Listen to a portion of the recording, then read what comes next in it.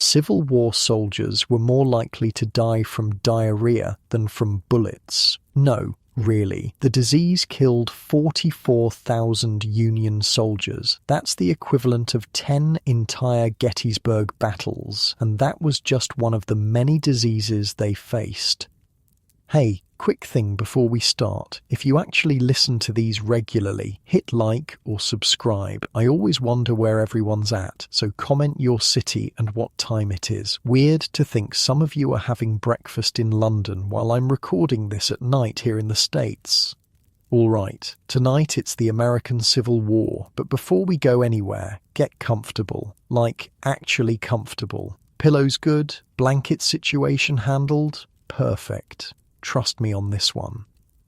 Your eyes open to early morning light filtering through canvas. April 1863, Union Army, somewhere in Pennsylvania. First thing you notice is the straw poking through your thin blanket, jabbing into your back like tiny daggers. The wool blanket you're wrapped in scratches your skin and smells like wet dog mixed with sweat, not like your plush mattress at home.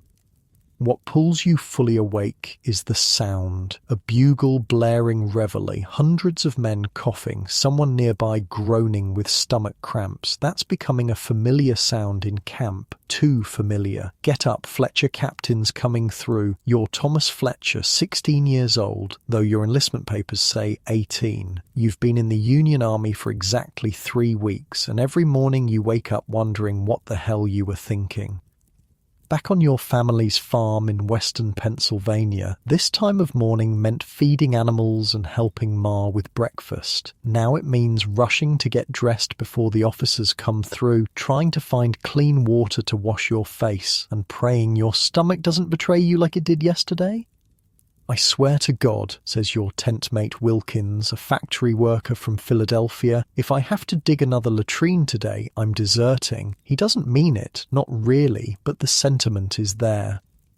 The ground outside is mud. Not regular mud, this special kind of mud made by thousands of men living in close quarters with poor drainage. It's mixed with horse manure, human waste that didn't make it to the latrines, and whatever else has been discarded. And the smell?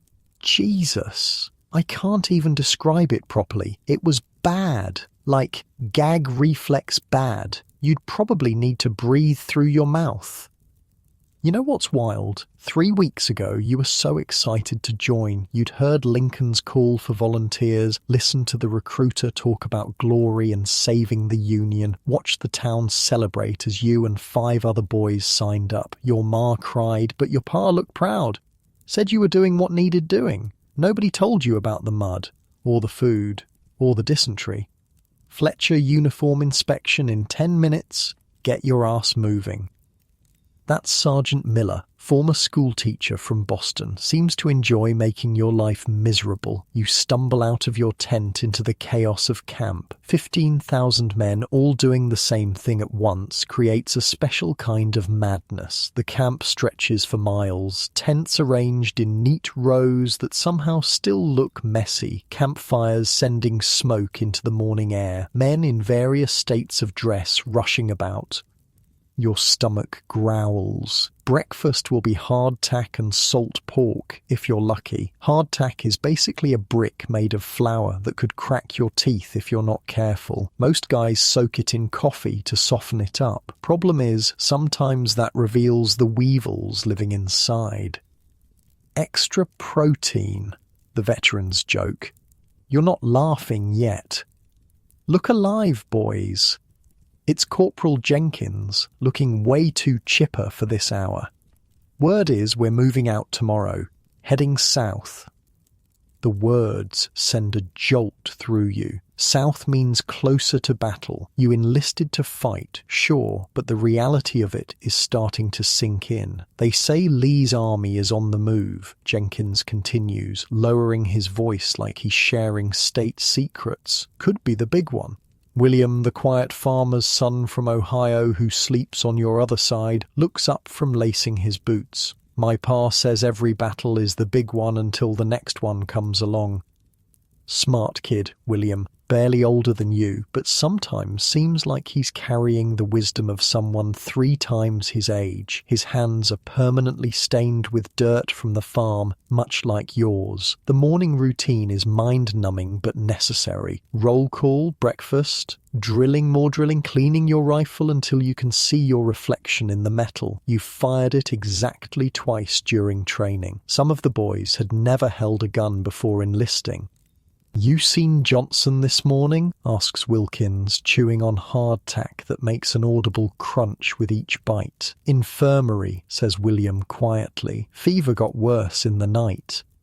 A moment of silence falls between you. 3 men from your company have already died of disease, and you haven't even seen battle yet. The infirmary tent is a place of nightmares, men moaning in pain, the smell of infected wounds and body odour, harried doctors moving from cot to cot with barely a glance at each patient. After breakfast, which is a generous way of describing what you just ate, it's drill time. 2 hours of marching back and forth across a muddy field, practicing formations that supposedly matter in battle. Forward march, right face, about face, load in 9 times, present arms. Your drill instructor is a weather-beaten man named Corporal Haynes who fought in the Mexican War. His voice carries across the field like thunder. "You call that a formation? My dead grandmother could make a straighter line again. The rifle is heavy. That's the thing nobody tells you. The Springfield Model 1861 weighs about 10 pounds, which doesn't sound like much until you're holding it at shoulder arms for an hour. Your muscles burn. Sweat trickles down your back despite the cool spring air. But Haynes keeps pushing. When you meet Johnny Reb on the battlefield, you'll thank me. Loading your rifle needs to be instinct. You hesitate, you die. You try not to think about the dying part. Mid-morning brings a different kind of drill, bayonet practice, charging at straw dummies tied to posts, stabbing and slashing with a foot-long blade attached to your rifle. The thought of driving this into another human being makes your stomach turn, but you push the feeling down. This is what you signed up for. "Put your weight into it, Fletcher," Haynes barks. "They won't just stand there and let you poke 'em." By noon, your uniform is soaked through with sweat and your hands are blistered. There's a brief respite for a meal that's nearly identical to breakfast, and then it's equipment inspection. The sergeant walks down the line, examining each soldier's kit: rifle, bayonet, cartridge box, cap pouch, haversack, canteen, blanket, roll. Everything must be in place, clean as possible given the circumstances. "Your rifle's filthy, Thompson," he says to the man next to you. "Clean it again." When he reaches you, he pauses. "Boots coming apart, Fletcher. See the quartermaster after this." You glance down. Sure enough, the sole of your right boot is separating from the upper. Great. The quartermaster is notoriously stingy with new equipment. "Stitch it together," he'll probably say. "We're not made of boots." After inspection comes fatigue duty, the Army's term for chores. Today, your squad is assigned to dig new latrines. The old ones are filling up fast and the smell is becoming unbearable even by camp standards. So you spend 2 hours digging trenches in the hard ground, taking turns with worn shovels. "You know what my father told me before I left," says Wilkins, pausing to wipe sweat from his brow. "He said, 'Son, in the army you'll see the best and worst of men.' He didn't mention I'd be smelling the worst too." That gets a laugh from the group. Humour, however crude, is your collective shield against the reality of your situation.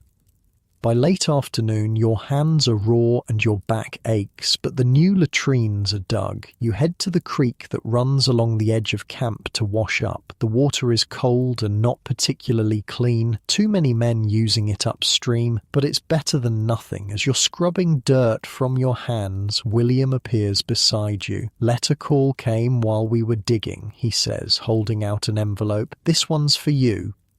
Your heart leaps. Mail from home is the most precious thing in camp. You dry your hands on your trousers and take the letter carefully. Your mother's handwriting. You'll save it for tonight, something to look forward to. Any for you? You ask William. He shakes his head. Not today. Dinner is beans and salt pork, with coffee so weak it's practically brown water. But you eat every bite. One thing the army has taught you: never skip a meal. You never know when the next one is coming. As the sun begins to set, an unusual excitement runs through the camp. A travelling photographer has arrived and set up his equipment near the officers' tents. For 25 cents, soldiers can have their portrait taken to send home. Should we do it? Wilkins asks, genuinely excited for the first time in days. You check your meagre funds. 25 cents is a lot, nearly half of what you have left from your last pay. But the thought of sending your portrait home to your mother... Let's do it, you decide. The line is long, but you wait patiently. When your turn comes, the photographer, a thin, nervous man with ink-stained fingers, positions you in front of a plain backdrop. Chin up. Look brave, he instructs. You try your best to look like a soldier, not a frightened farm boy. The flash powder ignites with a bright burst and acrid smoke. That's it. In 2 weeks, if you're lucky, your mother will receive a tintype of her son in uniform. As darkness falls, campfires flicker to life across the vast encampment. Your company gathers around one, the familiar faces illuminated by the dancing flames. Someone has a harmonica and plays a mournful rendition of Home Sweet Home that makes your chest tight with longing. Now feels like the right time to read your letter. You carefully open the envelope, preserving it for a reply. Your mother's words leap off the page. News of home, how your father's managing the farm without you, your sister's new baby. You're an uncle now. Questions about whether you're eating enough and staying warm. There's no mention of the war itself, as if by not acknowledging it she can keep you safe. The letter ends with a pressed wildflower from the meadow behind your house. The sight of it nearly undoes you. Good news? Asks William, noticing your expression. I'm an uncle, you manage, carefully tucking the flower back into the envelope. Around the fire, men share bits of news from their own letters, creating a patchwork map of home across the northern states. Stories of harvests and church socials and town gossips feel like dispatches from another world, but the conversation inevitably turns to tomorrow's march, and what might lie beyond it. My cousin was at Bull Run, says Thompson, poking at the fire with a stick. Said it was pure chaos. Men running in every direction, couldn't tell friend from foe through the smoke. My brother fought at Shiloh, another soldier adds. Said the dead were so thick on the ground you couldn't walk without stepping on somebody. You listen silently, fear coiling in your stomach. These are the stories they don't print in newspapers, that recruiters don't tell wide-eyed boys signing their names. Enough of that talk, Jenkins interrupts. We'll face what comes when it comes. No use borrowing trouble. Wise words, but cold comfort as you return to your tent for the night. The canvas structure seems flimsy protection against what awaits you in the days ahead. You settle onto your bedroll, the straw crackling beneath you. Outside, the sounds of camp gradually quiet, the occasional laugh, a bout of coughing, the distant neigh of horses. Above the tent, through a small gap in the canvas, you can see stars dotting the night sky. The same stars shine over your family's farm, over the Confederate camps somewhere to the south, over a country tearing itself apart. Sleep comes fitfully, as it always does in camp. Your dreams are a confusion of home and war, familiar faces and nameless fears. Tomorrow, you march toward whatever waits beyond the horizon. What you don't know yet is that this relatively comfortable camp life, despite its hardships, will soon seem like luxury. The mud, the poor food, the endless drilling, all of it preparing you for something much worse. But for now, you sleep, rifle within arm's reach, surrounded by men who were strangers 3 weeks ago and now know your snoring patterns. In the morning, the bugle will wake you again and the next chapter of your war will begin. The bugle sounds before dawn, jerking you from what little sleep you manage to get. Outside your tent, the camp is already stirring, an anthill of activity as 15,000 men prepare to march. "Rise and shine, princess," Wilkins says, already pulling on his boots. "Today's the day we earn our glory." "Or our coffins," William mutters, but only you hear him.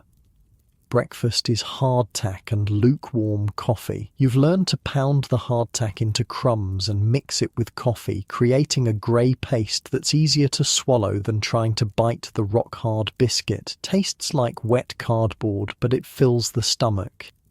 By first light, you're standing in formation with your company. The morning air is crisp, mist hanging low over the fields. Captain Hayes paces in front of the line, his boots polished despite the mud. He's young for a captain, maybe 25, with a neat moustache and eyes that have already seen too much. "Men," he says, voice carrying across the silent ranks. "We march south today to join the main army, 10 miles at least. Light packs, full canteens. Any man who falls out will answer to me personally. 10 miles doesn't sound too bad. Back home, you'd walk that far, just checking fences." But that was without a 10-pound rifle, 40 rounds of ammunition, a bayonet, canteen, haversack, and everything else the army deems necessary. The regiment moves out with surprising order, each company filing into place on the road. From your position, you can see the column stretching ahead and behind, thousands of men in blue, a giant centipede winding through the countryside. The early sun glints off rifle barrels and brass buttons. Flags snap in the breeze. It would be beautiful if it wasn't terrifying. "You know what's crazy," Wilkins says, as you settle into the marching rhythm. "More people in this column than live in my entire hometown." He's right. It's hard to wrap your head around. All these men from farms and factories and shops across the Union, now moving as one massive organism toward whatever waits ahead. The first hour passes easily enough. The road is decent, spirits are high, and some men even sing as they march. John Brown's body echoes up and down the line. You join in at the chorus, feeling a part of something bigger than yourself. Then the road turns to mud. Recent rains have transformed the route into a brown soup that sucks at your boots with every step. What was a steady march becomes a slog. The singing dies away, replaced by curses and laboured breathing. Your pack straps dig into your shoulders. Each step requires extra effort to pull your foot from the mire. This, Wilkins pants beside you, is bullshit.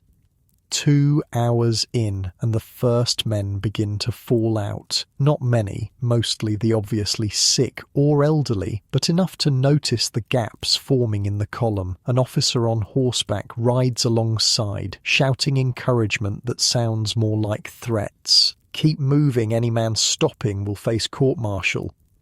By noon, your uniform is soaked with sweat despite the cool spring air. Your feet are screaming, blisters forming where your damp socks rub against poorly fitted boots. The column halts briefly beside a stream, officers allowing 15 minutes to refill canteens and relieve yourselves. You collapse on a patch of grass, legs trembling with fatigue. William sits beside you, face pale beneath a layer of road dust. Neither of you speaks, saving energy for what's ahead. Wilkins, somehow still energetic, drops down beside you and pulls off his boots. "First rule of marching," he says, inspecting his feet. "Take care of these, or you're finished. He produces a small tin of grease from his pocket and begins rubbing it on the raw spots. Got this from an old Mex War veteran. Sheep fat mixed with beeswax. Stops the rubbing. He offers you the tin. The grease smells rancid, but you apply it gratefully to your own blistered heels. It's disgusting, but feels instantly better. How far you reckon we've come? William asks, accepting the tin next. Wilkins squints at the sun. 5-6 miles, maybe. Halfway there, if the captain was telling the truth. The thought isn't comforting.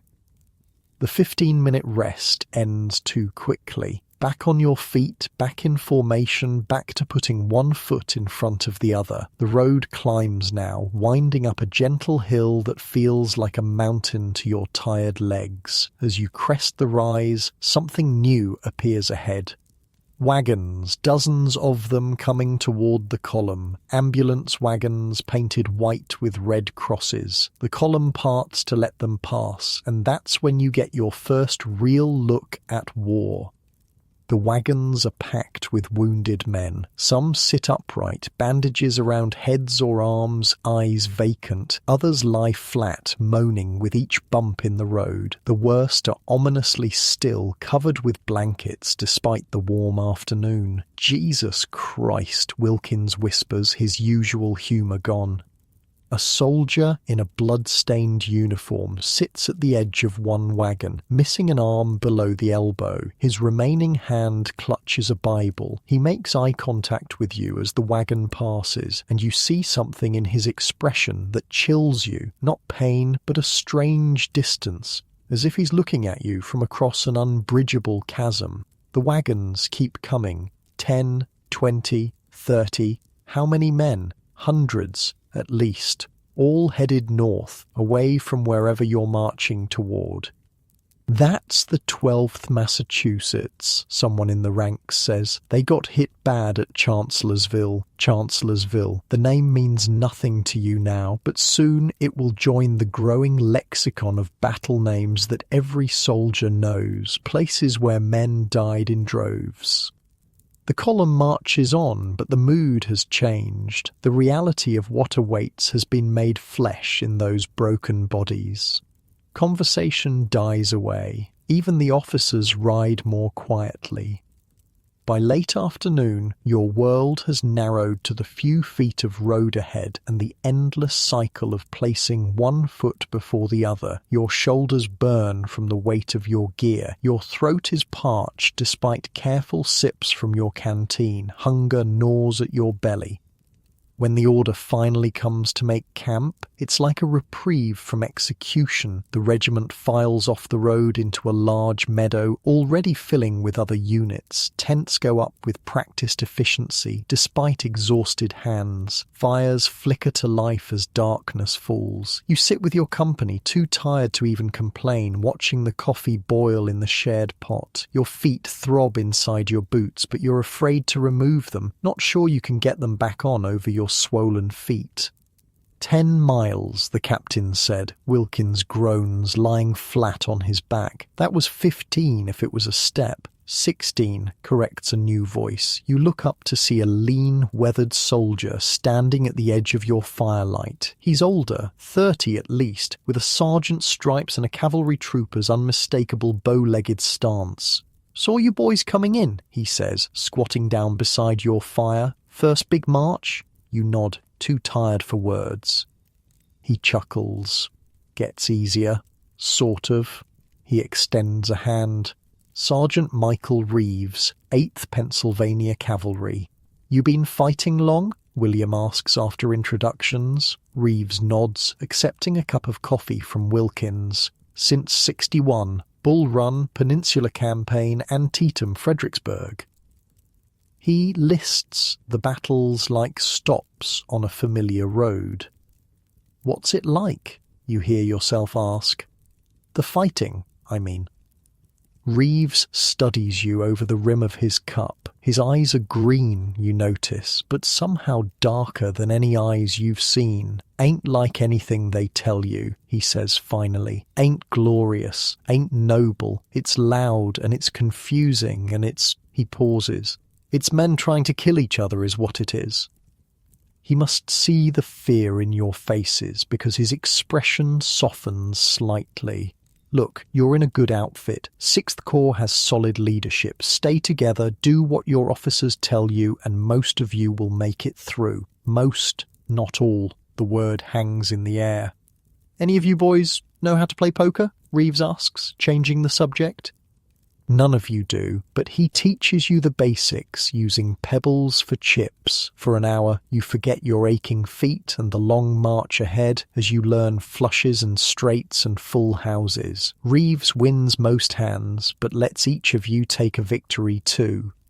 As the game winds down, he becomes reflective. Been at this 2 years now, he says, shuffling the worn cards with practiced ease. Seen things I hope you boys never do, but I'll tell you this, it ain't the Rebs you need to fear most out here. What then? Asks William. Yourself, Reeves says simply. Fear will kill you faster than any bullet. Man gets scared enough, he freezes up, or he runs. Either way, he's done for. He deals another hand, then continues. But there's something worse than fear out here. You wait for him to continue, not sure you want to hear it. Indifference, he says. Seen it happen to good men. They stop caring, stop seeing the dead as people, start thinking of everything as just something to get through. He taps the deck. That's when you lose something you don't get back. The conversation turns somber after that. Reeves bids you good night, promising to look for you when the dance starts, as he puts it. Sleep comes quickly, despite the hard ground. Your body is too exhausted to care about comfort, but sometime in the dead of night you wake suddenly, unsure why. Then you hear it, screaming. Not battle cries or calls for help, but the terrible sound of a man trapped in his own mind. Night terrors, William whispers beside you. My uncle got 'em after the Mex War. Somewhere in the vast encampment, a soldier is reliving horrors in his sleep. The screams eventually stop, but sleep is harder to find afterward. Dawn arrives with the inevitable bugle. Your body protests every movement, muscles stiff from yesterday's march, but there's no choice. The army moves on with or without you. Breakfast is meagre. The supply wagons are running behind, the quartermaster explains. You divide hardtack and share coffee, everyone getting less than they need. As your company forms up, you notice gaps in the ranks. Some men who started yesterday aren't here today. Fallen out. Sent to the ambulance wagons, or simply disappeared in the night. Desertion is rarely mentioned, but everyone knows it happens. The second day's march begins like the first, but the pace seems slower. Men are already tired, feet already blistered. The road is crowded now with artillery batteries, supply wagons and cavalry scouts moving back and forth along the column. Around mid-morning, a new sound reaches your ears, a distant rumble like summer thunder, but in a cloudless sky. Artillery, says an older private named Davis. Big guns, 15-20 miles south. A murmur passes through the ranks. Battle somewhere ahead. The abstract suddenly becomes concrete. Your mouth goes dry despite the water in your canteen. The column presses on, the distant bombardment a constant reminder of your destination. The officers look more serious now, conferring in hushed voices as they ride alongside. By noon, new sights appear along the roadside, evidence that the war has passed this way before. A chimney standing alone, the house it belonged to now ashes and blackened timbers, fields trampled by thousands of boots and hooves, an abandoned cannon, its barrel burst from overuse. "Welcome to Virginia, boys," Wilkins says grimly. You're in the south now, enemy territory, though this part has changed hands so many times it's hard to say who it belongs to anymore. The few civilians you see watch from doorways with expressionless faces, neither welcoming nor hostile, just tired. A mile further, you pass something that stops conversations mid-sentence. A tree beside the road, and from one sturdy branch, a noose. It swings empty in the breeze, but the message is clear. Someone died here, whether deserter, spy, or civilian, impossible to say. The march continues through the afternoon, your feet moving automatically now, mind somewhere far away. You think of home, of your mother's cooking, of the soft bed waiting in a farmhouse hundreds of miles north. The distance feels insurmountable. Late in the day, rain begins to fall, a gentle shower at first, then a steady downpour that soaks through your uniform in minutes. Water drips from your cap into your eyes. Your already blistered feet now squish with each step, the wet leather of your boots rubbing raw skin. When camp is finally made, it's in a muddy field already churned by previous regiments. No fires tonight, the wood is too wet, and smoke might give away positions to enemy scouts. Cold rations, eaten in the rain, huddled under whatever shelter you can find. Your tent, pitched hastily in the downpour, leaks from a dozen places. You, Wilkins, and William sit in miserable silence, water pooling around your legs, too wet and tired to even complain. "My sister got married last Sunday," William says suddenly, staring at nothing. "Wrote me about it last month, said she wished I could be there to see it." The random statement hangs in the damp air, a reminder of the normal lives continuing elsewhere, oblivious to your current misery. "My girl's probably walking out with Jimmy Porter by now," Wilkins adds. "Told her not to wait, but she promised she would."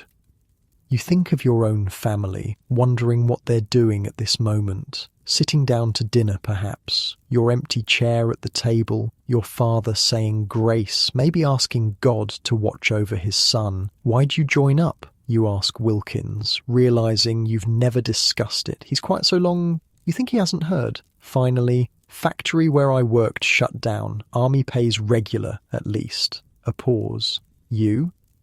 The truth is complicated. Patriotism, yes. Adventure, certainly. But mostly because everyone expected it, because saying no seemed harder than saying yes. "Seemed like the right thing," is all you say. William nods, as if this makes perfect sense. "My older brother died at Antietam," he says softly. "Felt like I owed it to him." The rain drums on the canvas above. Somewhere in the vast camp, a harmonica plays a melancholy tune that seems to capture everything you're feeling. Sleep comes in fits and starts, your body too uncomfortable for true rest. Twice you wake to roll away from water dripping directly on your face. Morning arrives grey and drizzly. The march resumes, somehow even more miserable than before. The mud is deeper, the fatigue more profound, the muscles more sore. But something new enters the equation today. Anticipation. The artillery sounds are closer now, no longer distant rumbles but distinct booms that occasionally shake the ground. Cavalry couriers gallop past the column with increasing frequency, carrying dispatches to and from the front. You're close now, close to whatever awaits. Around midday, the column halts more permanently than the usual short breaks. Officers ride back and forth, conferring and pointing. The men use the opportunity to rest, though the air of tension prevents true relaxation. "What's happening?" William asks, though none of you have answers. An hour passes before Captain Hayes approaches your company. His uniform is mud-splattered, but his voice is steady. "We'll be making camp here," he announces. "The main Union army is deployed 3 miles ahead. We join them tomorrow morning." The news sweeps through the ranks like wildfire. Tomorrow you might see battle.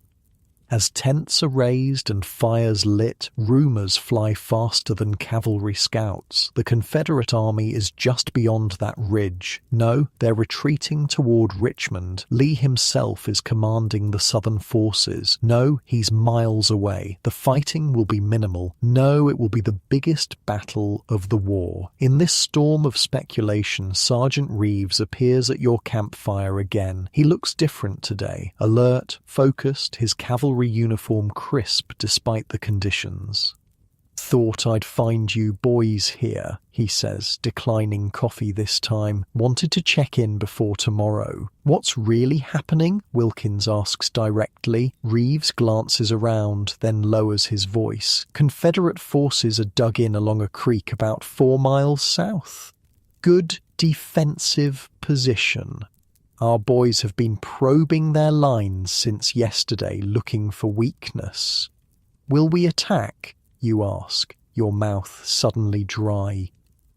Or be attacked, Reeves says with a shrug. That's for the generals to decide. Either way, your regiment will likely see action. He stands to leave, then hesitates. Listen, he says, looking at each of you in turn. First time under fire there's no preparing for it. Just remember your training. Load, aim, fire, load, aim, fire. Don't think beyond that. As darkness falls, an unusual quiet settles over the camp. Men write letters home by firelight, clean their weapons for the dozenth time, or simply sit in contemplation. A chaplain moves among the companies, offering prayers and communion to those who want it. You find yourself unable to write the letter you've been composing in your head all day. What do you say when tomorrow might be your last day on Earth? What words can possibly bridge that gap? In the end, you write simply, "Dear Ma and Pa, we've marched to Virginia. I'm well. Don't worry. I'll write again when I can. Your loving son, Thomas." It feels inadequate, but it will have to do. You seal the envelope and give it to the company mail orderly, who promises to send it north with the next courier. The night deepens. Fires burn low. Around one nearby, a group of veterans from another regiment are sharing stories, not of battles, as you might expect, but of strange occurrences and superstitions. "Swear on my mother's Bible," one bearded soldier is saying as you approach their circle. "Saw a man at Fredericksburg take 7 bullets, center mass, and walk away without a scratch. Had a Bible in his breast pocket, stopped the first one, and the rest just went around him somehow." Another veteran snorts. "That's nothing. We had a fella in our company, night before Antietam, dreamed he saw his own grave with his name on it. Next day, first volley, bullet right through the heart." You listen, both fascinated and disturbed. These are the tales of the war that don't make it into newspapers or official reports. "You know what keeps you alive out there?" asks a third soldier, a sergeant with an empty sleeve pinned up. "Not luck, not skill. It's having something to live for. Man wants to see home again bad enough. Somehow the bullets miss him. Or having something worth dying for," adds another quietly. You return to your own fire thoughtful. Wilkins is cleaning his rifle again, though it's already immaculate. Williams stares into the flames, saying nothing. None of you mentions tomorrow. As you settle onto your bedroll for what might be your last peaceful night, you find yourself hyper-aware of everything. The scratch of wool blankets, distant laughter from another campfire, the occasional whinny of horses. Life, in all its messy detail, suddenly precious. Sleep, when it finally comes, is surprisingly deep. Your exhausted body overrides your anxious mind, and in the black hours before dawn, the bugle calls you to what waits ahead. The bugle tears through darkness, jerking you from sleep. For a moment, disorientation grips you. Where are you? Then reality crashes back. Virginia, the army, today, around you, the camp erupts into activity. Men stumbling from tents, officers shouting orders, the clatter of equipment being gathered in the pre-dawn gloom. No time for proper breakfast, just hardtack stuffed into pockets and cold coffee gulped down between preparations. Captain Hayes moves through the company, his face grim. Full battle gear, 60 rounds of ammunition per man. Fill your canteens completely. Your hands shake slightly as you prepare. Loading your cartridge box feels different today. Each paper-wrapped bullet might soon be fired at another human being, or might save your life. The weight of your equipment, normally annoying, now feels reassuring, especially the bayonet. As the eastern sky lightens to grey, your regiment forms up with the others of your brigade. No drums this morning, no bands playing, just thousands of men standing silently in formation, breath fogging in the cool air. Colonel Montgomery, your regimental commander, rides to the front. Even from your position in the ranks, you can see his face is deadly serious. Men of the 140th Pennsylvania, his voice carries over the quiet ranks. Today we join the Army of the Potomac in battle against Confederate forces. You will conduct yourselves with courage and discipline. Remember your training. Remember why we fight. For the Union. For freedom.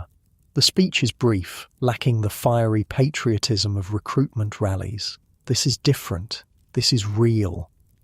The regiment moves out as dawn breaks, marching in column along a narrow country road. After about an hour, you notice a change in the surroundings. Fence rails torn down for firewood, trees splintered by artillery, deep ruts in the road from gun carriages, the signs of armies. Then you hear it. Not the distant rumble of yesterday, but actual gunfire. Sharp cracks of rifles, the heavier boom of artillery. It's still some distance away, but unmistakable now.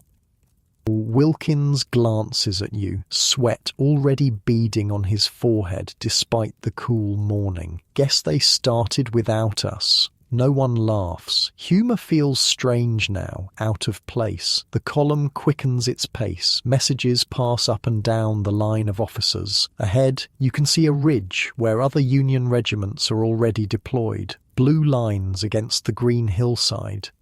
"That's our position," Captain Hayes announces, pointing to an open field near the centre of the ridge. "We're reinforcing the line. As your regiment approaches, the sounds of battle grow louder. You can now distinguish individual volleys, the synchronized crash of hundreds of rifles firing at once. The ground occasionally trembles from artillery. Your mouth is desert dry despite water from your canteen. Your bowels feel loose. Veterans say it happens to everyone before battle, the body preparing to shed weight for flight or fight. Some men stop to relieve themselves at the roadside, ignoring the usual camp modesty. "Jesus," William whispers beside you. "Look at that." Beyond the ridge, smoke hangs over the distant tree line, white puffs from artillery mixed with the darker smoke of rifle fire. Through gaps in the smoke, you can see flashes of movement, men advancing, retreating, or falling. Colonel Montgomery halts the regiment at the base of the ridge. "Fix bayonets." The sound of steel blades clicking onto 1,500 rifle barrels sends a chill through you. This isn't drill anymore.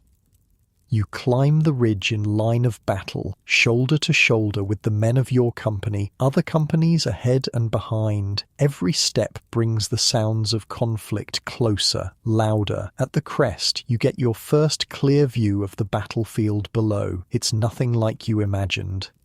A creek runs through a shallow valley bordered by woods on the far side. Between the ridge where you stand and that creek is open farmland, now torn by shell holes and scattered with dark shapes you realize with horror are bodies. The far woods are shrouded in gun smoke, but you can see flashes of fire within, Confederate positions.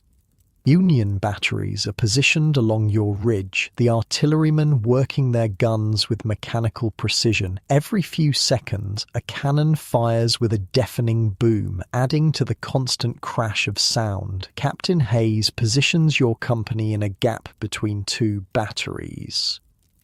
"We hold this line," he shouts over the noise.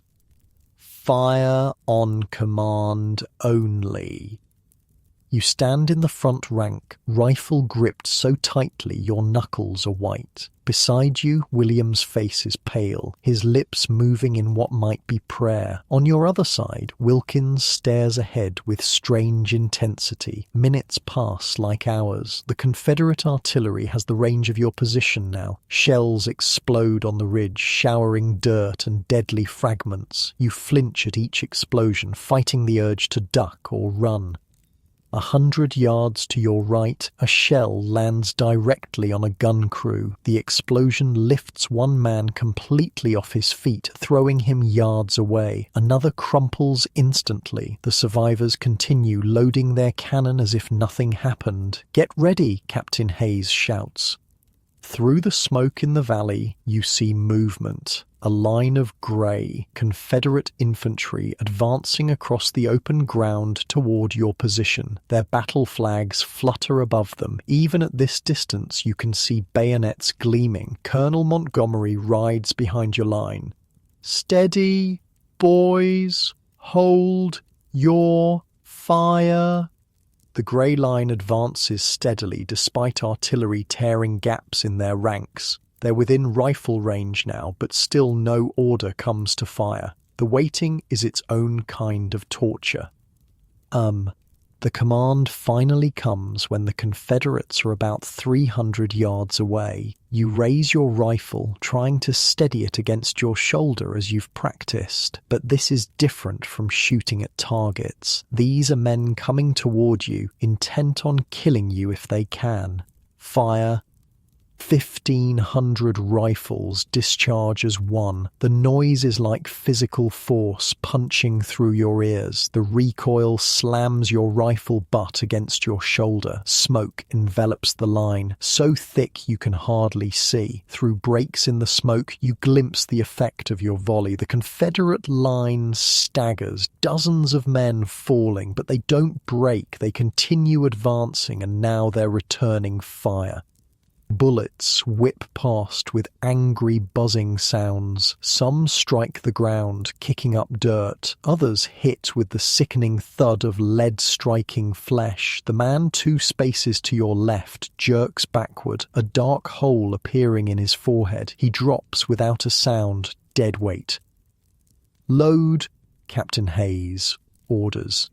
Your training takes over.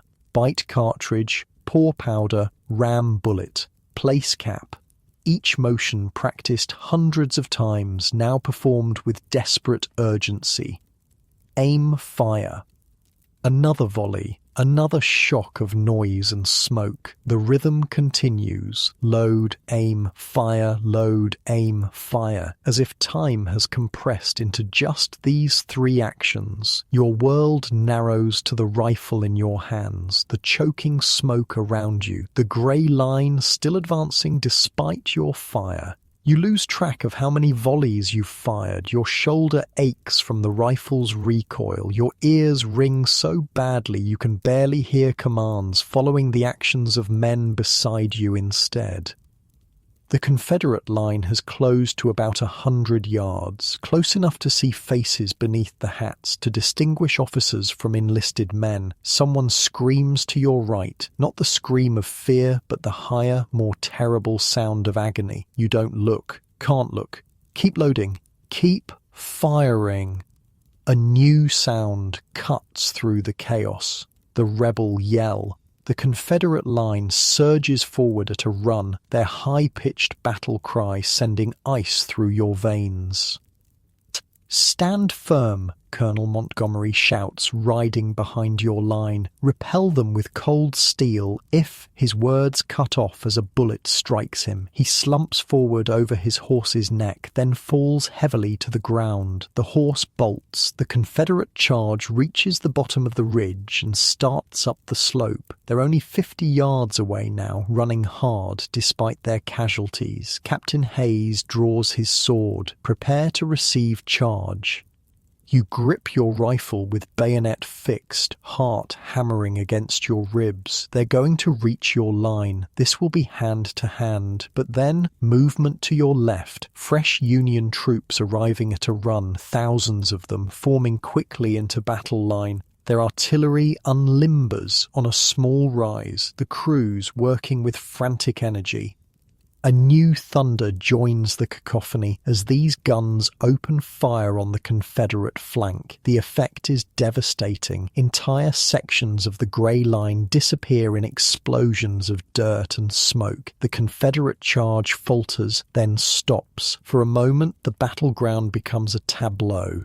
Blue and grey lines facing each other across a shrinking gap, the air between filled with smoke and death. Then the grey line breaks. Not all at once, but man by man, squad by squad, they begin falling back toward the creek. Their retreat quickly becomes general. Fire, pour it into them, Captain Hayes orders. You find yourself firing mechanically, reloading and firing again without conscious thought. The smoke is so thick you can barely see your targets. You're not sure if you're hitting anything, not sure if you want to. The Confederate retreat becomes a rout, men running, dropping equipment to move faster. Union artillery continues firing into their backs as they flee toward the creek and the woods beyond. And then, sudden silence. Not complete, moans of the wounded rise from the field. Officers still shout commands, but the constant crash of battle subsides. You stand panting, ears ringing, surrounded by smoke that slowly drifts away on the breeze. Your rifle barrel is too hot to touch. Your mouth tastes of gunpowder. Your uniform is soaked with sweat and black with powder residue. They're running, Wilkins shouts, voice cracking with emotion. We beat them. But there's no jubilation in the line. Just exhaustion and stunned silence as reality begins to register. Men looking around, counting who's missing. William stands beside you, pale but intact. Did you see the colonel go down? He asks, shakily. You nod, unable to form words yet. The image of Colonel Montgomery falling from his horse seems branded into your vision. Captain Hayes moves along the line, checking casualties. Your company has been lucky. Only 3 dead, a dozen wounded. Others fared worse. The company to your right lost over half its men. Get water and ammunition, the captain orders. This isn't over. He's right. In the distance, Confederate artillery still fires occasionally. Their infantry has retreated, but they're regrouping beyond the creek. This was just one engagement in what might be days of battle. The wounded are carried to the rear, where field hospitals have been established in farmhouses and barns. The dead are laid in rows, awaiting burial details. You help carry one of your company, a man named Ellis, who you barely knew, placing him gently beside others in blue uniforms. Hours pass in a strange blur. You help distribute ammunition, carry water to the artillery crews, build hasty breastworks along the ridge using fence rails and dirt, anything to stay busy to avoid thinking about what just happened, what might happen next. Late afternoon finds you sitting with Wilkins and William in the shelter of a stone wall. You're eating salt pork and hardtack, though none of you has much appetite. The food sticks in your throat, but you force it down, knowing you need strength. I never fired a gun at a living thing before today, William says quietly. Not even a rabbit? Wilkins nods. I kept imagining they were targets, like at drill. He pauses. Except targets don't scream when they fall.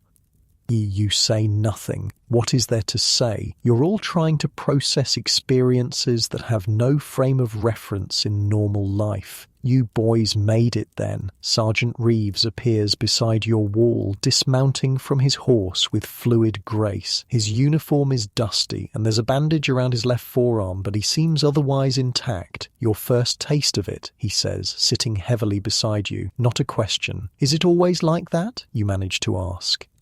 Reeves shakes his head. No, sometimes it's worse. He accepts a drink from your canteen. You held the line. That's what matters. We killed them, William says, voice hollow. We just killed them. They were trying to kill you too, Reeves replies, not unkindly. That's war. A shout from the ridge interrupts whatever else he might have said. Officers are calling men back to positions. In the distance, movement in the Confederate lines suggests another attack may be forming. Back to it, Reeves says, standing. Remember what I told you. Focus on the immediate. Load, aim, fire. The rest is... He gestures vaguely. The rest comes later. The expected Confederate attack doesn't materialize before darkness falls. Instead, both armies settle into an uneasy nighttime vigilance. Your regiment remains in position on the ridge, half the men awake at any time while others catch what sleep they can. You're among the first watch, standing in the darkness, rifle ready, staring toward where you know the Confederate lines must be, though you can see nothing. Occasionally, a flare illuminates the landscape, casting eerie shadows, or artillery fires blindly into the night. The strangest thing is the sound. Not battle noise now, but the moans and cries of wounded men still lying on the field between the lines. Men, too, badly hurt to crawl to safety, or caught in the no-man's land where neither side can safely retrieve them. Someone should help them, you whisper to no one in particular. Can't, responds a veteran nearby. Anybody goes out there gets shot. They'll send parties under white flags at dawn, maybe, if both sides agree. The thought of wounded men lying all night in the darkness is almost worse than the battle itself. Some call for water, others for their mothers. Many just moan, a sound that seems to come from everywhere and nowhere in the darkness. When your watch ends at midnight, you find no rest in sleep. Nightmares jolt you awake repeatedly. Images of men running toward you with bayonets, of Colonel Montgomery falling, of faces you don't know staring with dead eyes. Dawn comes grey and misty. The valley below the ridge is shrouded in fog, obscuring whatever movement might be happening in the Confederate lines. The field of yesterday's battle is now fully visible, a landscape of discarded equipment, shell holes, and bodies. So many bodies.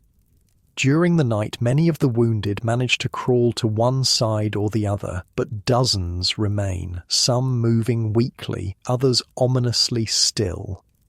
Captain Hayes gathers your company. His face is haggard, eyes red from lack of sleep. We're being relieved, he announces. Another division is taking our position. We're to move north and then east to join a flanking movement. The news brings no celebration, just nods of acknowledgement. After yesterday, emotional responses seem muted, as if something inside has been temporarily switched off. Your regiment marches away from the ridge by mid-morning. The sounds of battle resume behind you, the fight continuing with fresh troops. You feel a strange mix of guilt and relief at leaving. The march takes you through terrain untouched by yesterday's fighting. Farmland still neat and productive. Orchards heavy with early summer fruit. The contrast with the blasted landscape of the battlefield is jarring. "Permission to fill canteens, sir?" Wilkins asks when you pass a clear stream. Captain Hayes nods. Quickly. The cool water is the most wonderful thing you've tasted in days. You drink deeply, then splash some on your face, washing away layers of sweat, gunpowder and dirt. Your reflection in the water startles you. Is that really your face? Hollowed cheeks? Sunburned forehead, eyes that look somehow older than they did a week ago. The face of someone you don't fully recognize. The regiment continues its march through the afternoon, eventually joining a larger column moving toward the sound of distant battle, another fight happening somewhere ahead. By evening, you've covered nearly 15 miles and find yourselves on another ridge overlooking different Confederate positions. Camp is made hastily. No tents tonight, just sleep where you can find level ground. The usual routines of army life resume with mechanical precision. Cook fires, coffee, hardtack soaked to edible softness, cleaning rifles fouled by yesterday's firing. You sit with your company, listening to subdued conversations around the fires, men speaking of home, of before, small talk that carefully avoids mentioning yesterday or tomorrow. "You know what I miss most," Wilkins says suddenly. "Ice cream. Stupid, right? With everything else, that's what I think about." "Fresh bread," offers William, still warm from the oven. Others join in. Clean sheets, coffee that doesn't taste like mud, the sound of church bells on Sunday morning. This is how soldiers cope, you realize, finding moments of normal in the midst of the insane, remembering they're still human despite what they've seen, what they've done. As darkness deepens, a messenger arrives for Captain Hayes. You watch as he reads the dispatch by firelight, his expression unchanging. "Tomorrow," he tells the company officers gathered around him, "we attack at dawn." The words pass through the camp like a chill wind. Tomorrow, again. You lie on your blanket beneath stars partly obscured by drifting smoke. Your body aches from marching, from the bruising recoil of your rifle, from tension held too long in every muscle. Sleep seems impossible despite exhaustion. William lies nearby, also awake. "I keep seeing them," he whispers. "The ones that fell when we fired. They were just there, and then they weren't." You nod in the darkness, though he probably can't see it. "I know. Do you think it gets easier?" The question hangs between you. You think of Sergeant Reeves, of the darkness in his green eyes, of his words about indifference being worse than fear. "I hope not," you say finally. Sleep eventually comes, but it's thin and restless. The bugle seems to sound minutes after you've closed your eyes, though in reality it's been several hours. Pre-dawn, another day. The routine begins again. Equipment checked, ammunition distributed, cold breakfast eaten quickly. No one mentions fear, though it hangs in the air as palpably as the morning mist. Captain Hayes addresses the company as you form up. "I know you're tired," he says simply. "I know yesterday was difficult, but today needs your best again. Stay together. Watch out for each other." It's not a speech that will be recorded in history books, but somehow it's exactly what you need to hear. As the sun breaks the horizon, your regiment moves forward with others of your division. Thousands of men in blue advancing toward Confederate positions. You can now see clearly. Earthworks along a tree line, artillery positioned at strategic points, grey uniforms moving behind barricades. The same fear rises in your throat, the same certainty that you can't possibly survive this. But now there's something else too. The knowledge that you've done this before, that the men beside you have too. Wilkins glances at you as you advance across the open ground. "See you on the other side," he says with a forced grin. William nods grimly on your other side. Together. The Confederate artillery opens fire. The ground ahead erupts in explosions of dirt and smoke. Men fall. The line continues forward. You grip your rifle tightly. Load, aim, fire, like Reeves said. Don't think beyond that. The immediate is all that matters now. The battle begins anew. Days blend together after that. Battle becomes routine, if such a thing is possible. You learn to function with little sleep, to eat when food is available, to find moments of rest in the strangest places. Your body adapts to constant movement, to the weight of your gear, to the bruising recoil of your rifle. The grand choreography of armies continues, marching, fighting, retreating, advancing. Sometimes you understand the strategy, often you don't. You're a small piece in an enormous machine, moving where directed without seeing the whole picture. 3 weeks into your first campaign, your regiment is pulled back from the front lines for rest and resupply. The camp established in a peaceful meadow feels like paradise after what you've experienced. Real tents, regular meals, no immediate danger of artillery shells tearing through your sleep. I could get used to this, Wilkins sighs, stretched out on his blanket in the shade of an oak tree. His face is deeply tanned now, except for a pale strip across his forehead where his cap sits. Like all of you, he's noticeably thinner than when you started. William nods agreement, carefully writing a letter home. The quiet farmer's son has changed perhaps the most, still reserved but with a new steadiness about him. Battle seems to have settled something in his character. Mail call. The announcement sends a ripple of excitement through the camp. Letters from home are precious currency here, worth more than tobacco or coffee for morale. The company gathers around as the mail orderly reads names. When yours is called, your heart leaps. 2 letters. One from your mother and one from your father, a rare correspondent. You retreat to a quiet spot to read them. Your mother's letter is news of home, crops growing well, neighbours helping with the harvest, church socials and local gossip, normal life continuing in your absence. She asks about your health, your food, whether you have warm enough clothes, motherly concerns that now seem almost quaint given what you've experienced. Your father's letter is briefer but strikes deeper.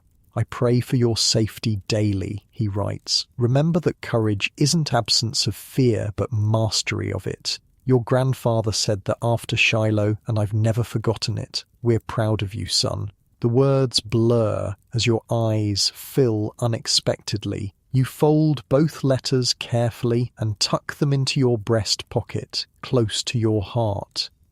When you return to your company's area, Sergeant Reeves is there. The cavalry scout has appeared periodically throughout your campaign, checking on you and your friends with a gruff concern he pretends not to feel. Heard your outfit was getting a breather, he says, squatting beside your fire.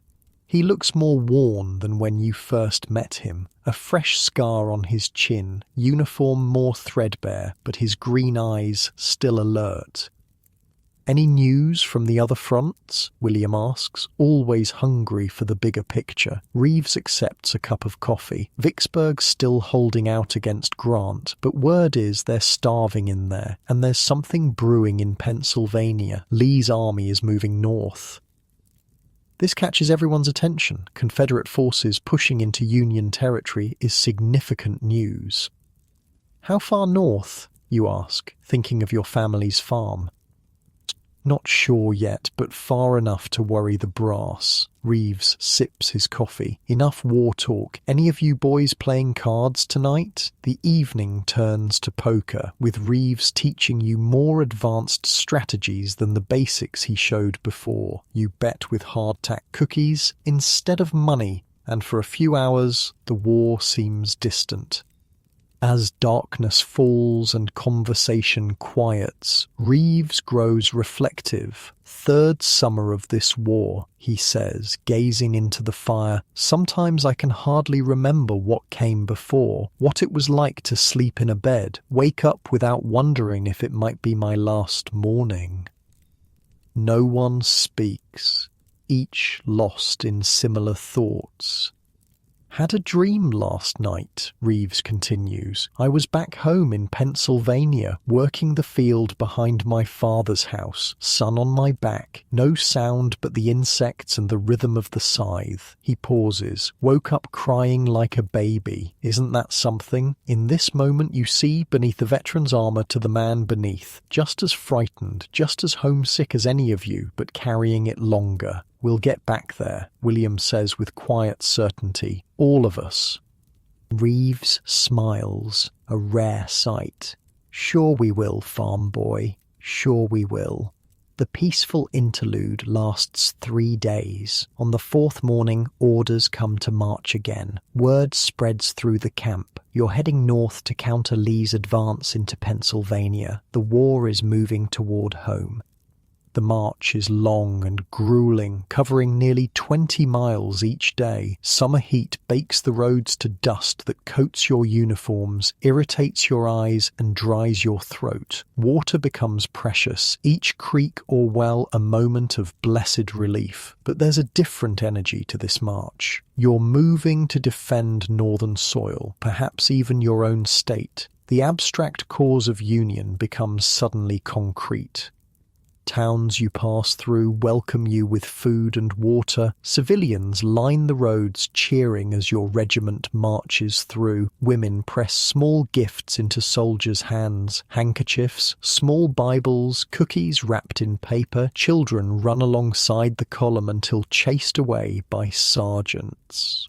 Almost feels like we're people again, not just soldiers, Wilkins remarks after a young girl gives him a bright red apple. The column pushes on, days blending into a haze of dust, sweat, and blistered feet. Rumours fly constantly. Lee's army is headed for Harrisburg, no, for Philadelphia, no, for Washington itself. The outcome of the war might hang on the coming battle. One evening, camped in a small valley in Maryland, Captain Hayes addresses the company. He looks older than his years now, the responsibility of command etching lines in his face.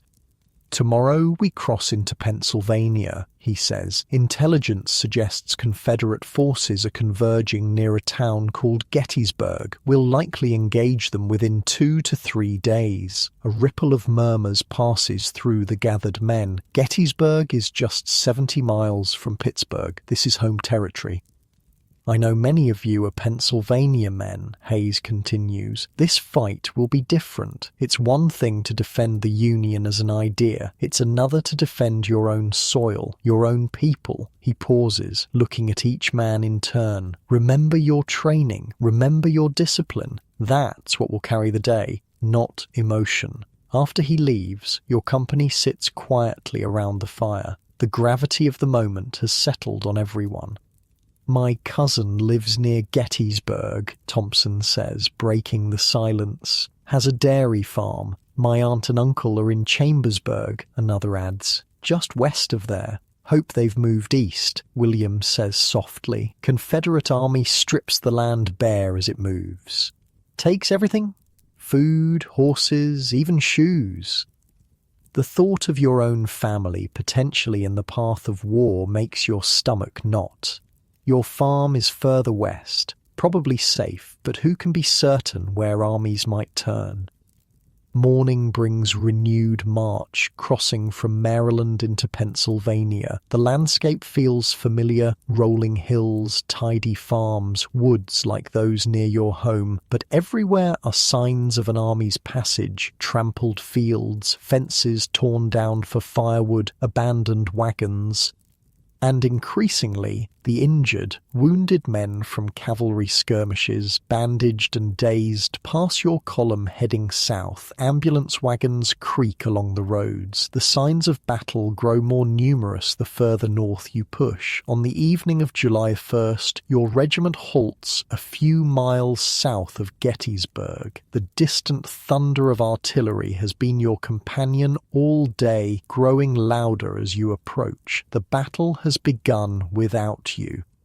Camp is made hastily as darkness falls. No fires permitted. You're too close to enemy positions. Cold rations eaten in darkness. Extra ammunition distributed. Equipment checked and rechecked. Sleep is nearly impossible. The sporadic boom of artillery continues through the night.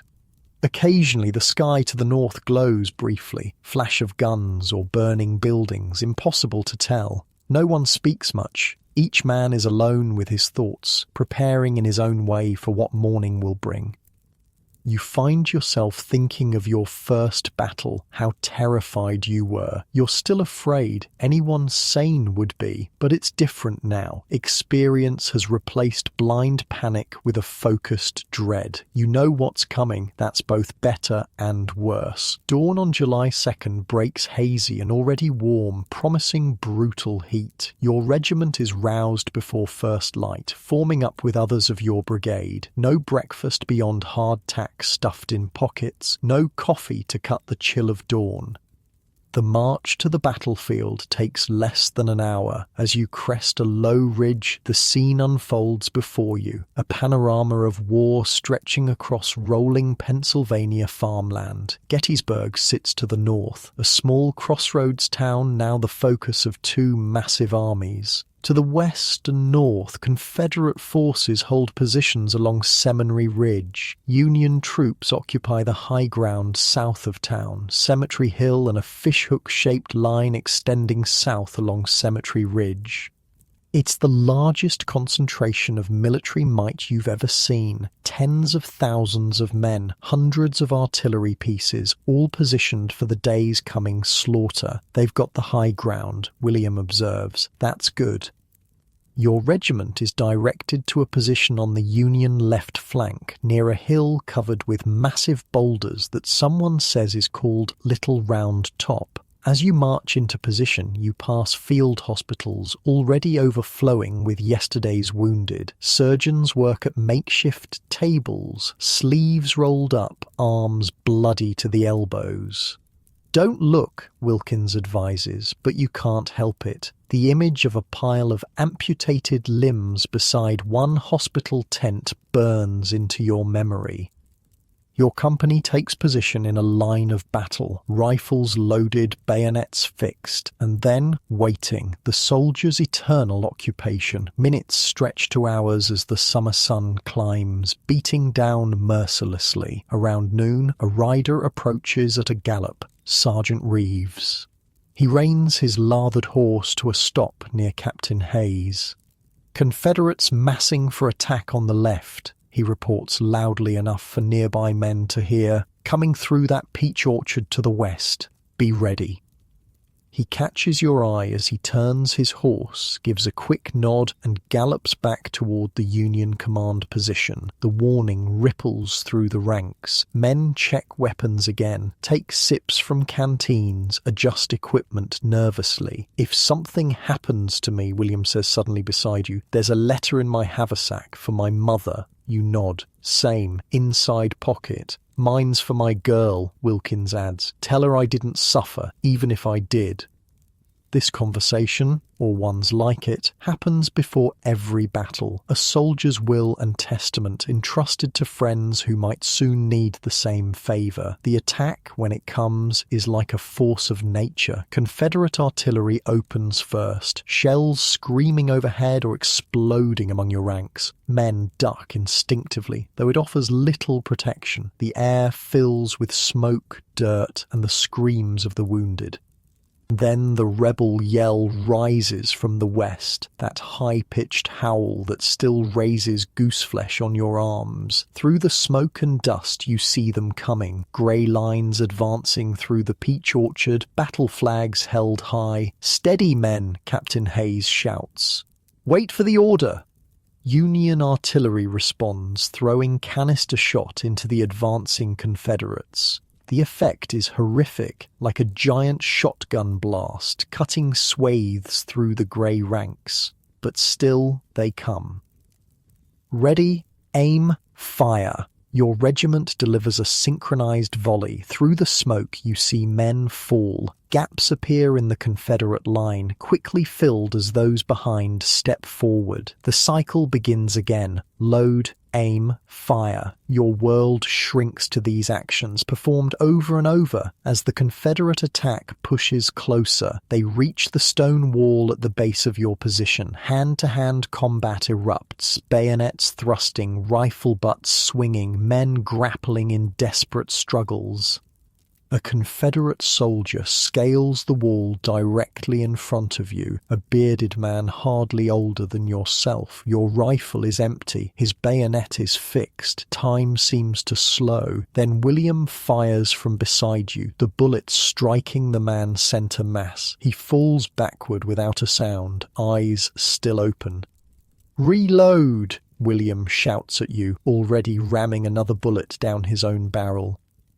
The attack continues for what feels like hours but might be minutes. Time has no meaning in battle. Confederate forces push hard against your position, threatening to break through at several points. At a crucial moment, with your line wavering, Captain Hayes leaps atop the stone wall, sword raised.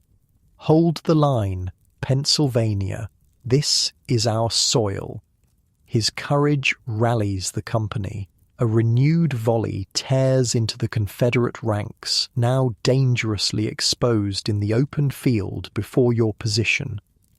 The rebel attack falters, then stalls. Grey-clad soldiers begin falling back, first individually, then in groups. Union forces push forward cautiously, reclaiming ground yielded earlier. As the Confederate forces retreat towards Seminary Ridge, a strange calm descends. Not peace. Artillery still fires intermittently, sharpshooters on both sides still crack away, but the immediate storm has passed. You stand dazed in the aftermath, ears ringing, throat raw from gunpowder and shouting. Around you, men check for injuries, reload weapons, help the wounded to the rear. The ground before your position is littered with bodies in grey and blue, fallen equipment, churned earth. William sits heavily on a rock, face blackened with powder except where sweat has cut trails down his cheeks. "We held," he says simply. Captain Hayes moves among the company, checking casualties, offering words of encouragement. His uniform sleeve is torn and bloodied, but he seems unaware of the injury. "They'll come again," he tells you and William. "Maybe not today, but tomorrow for certain. Lee can't afford to retreat without a decisive engagement." The rest of the day passes in tense vigilance. Periodically, fighting flares on other parts of the line, especially the Union right flank on Cemetery Hill, but your position remains relatively quiet. As darkness falls, you help build up the stone wall into a more substantial barricade. Others fetch water for the wounded, distribute ammunition, or simply collapse in exhaustion. Wilkins returns from helping at a field hospital, his face ashen. "They're amputating down there like it's going out of style," he says, dropping beside you behind the wall. "Arms, legs, doesn't matter. Doc says it's remove or lose 'em to gangrene." You hand him your canteen silently. What can you say? This is the reality of your world now. The night passes fitfully. Most men sleep in shifts, keeping watch for Confederate movement. Occasional artillery fire lights the sky, but no major action comes. Dawn reveals the battlefield in harsh clarity. The bodies still lie where they fell, blue and grey together in death. Wounded men who couldn't be reached still call weakly for water or aid. The July heat will make their suffering worse as the day progresses. Breakfast is hardtack and tepid water. Your company has been reduced by nearly a quarter. Dead, wounded, or missing. Those remaining look hollowed out, faces gaunt with fatigue and tension. "Wagon coming," someone calls. Through the morning haze, a supply wagon approaches your position from the rear.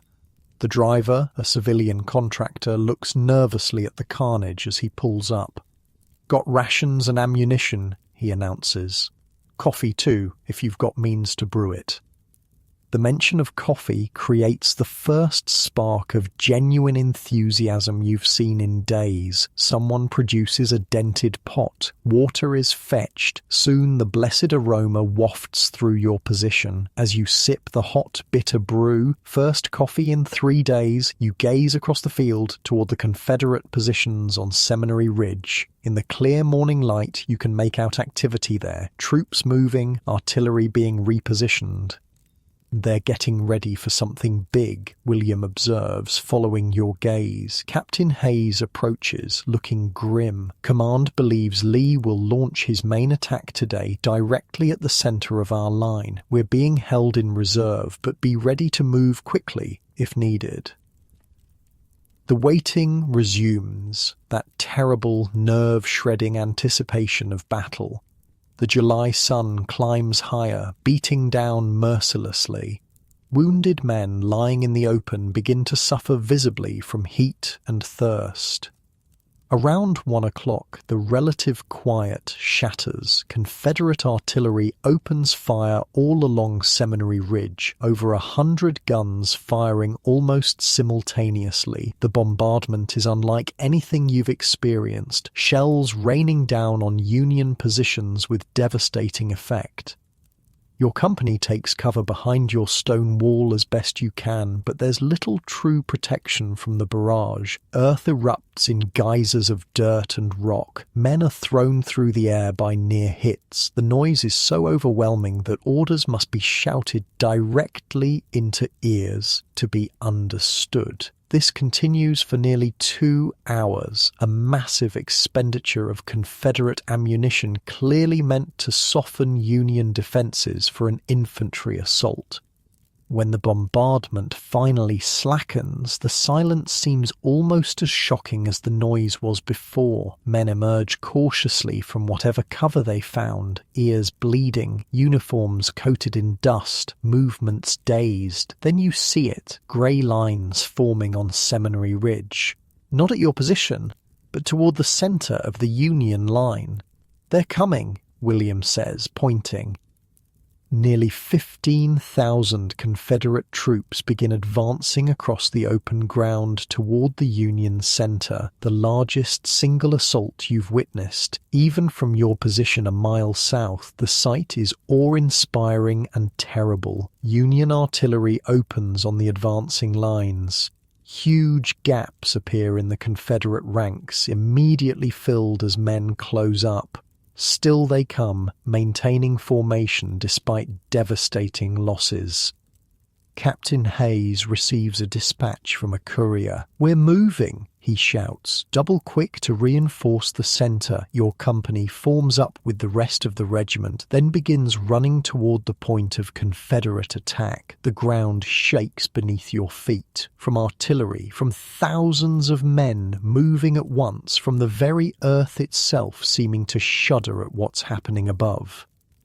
You run until your lungs burn, equipment jangling, sweat pouring down your face. The sounds of battle grow louder, the crash of rifles, screams of wounded, officers shouting commands. But before you reach the center, another courier intercepts your column. New orders: return to your original position. The assault will be met without you.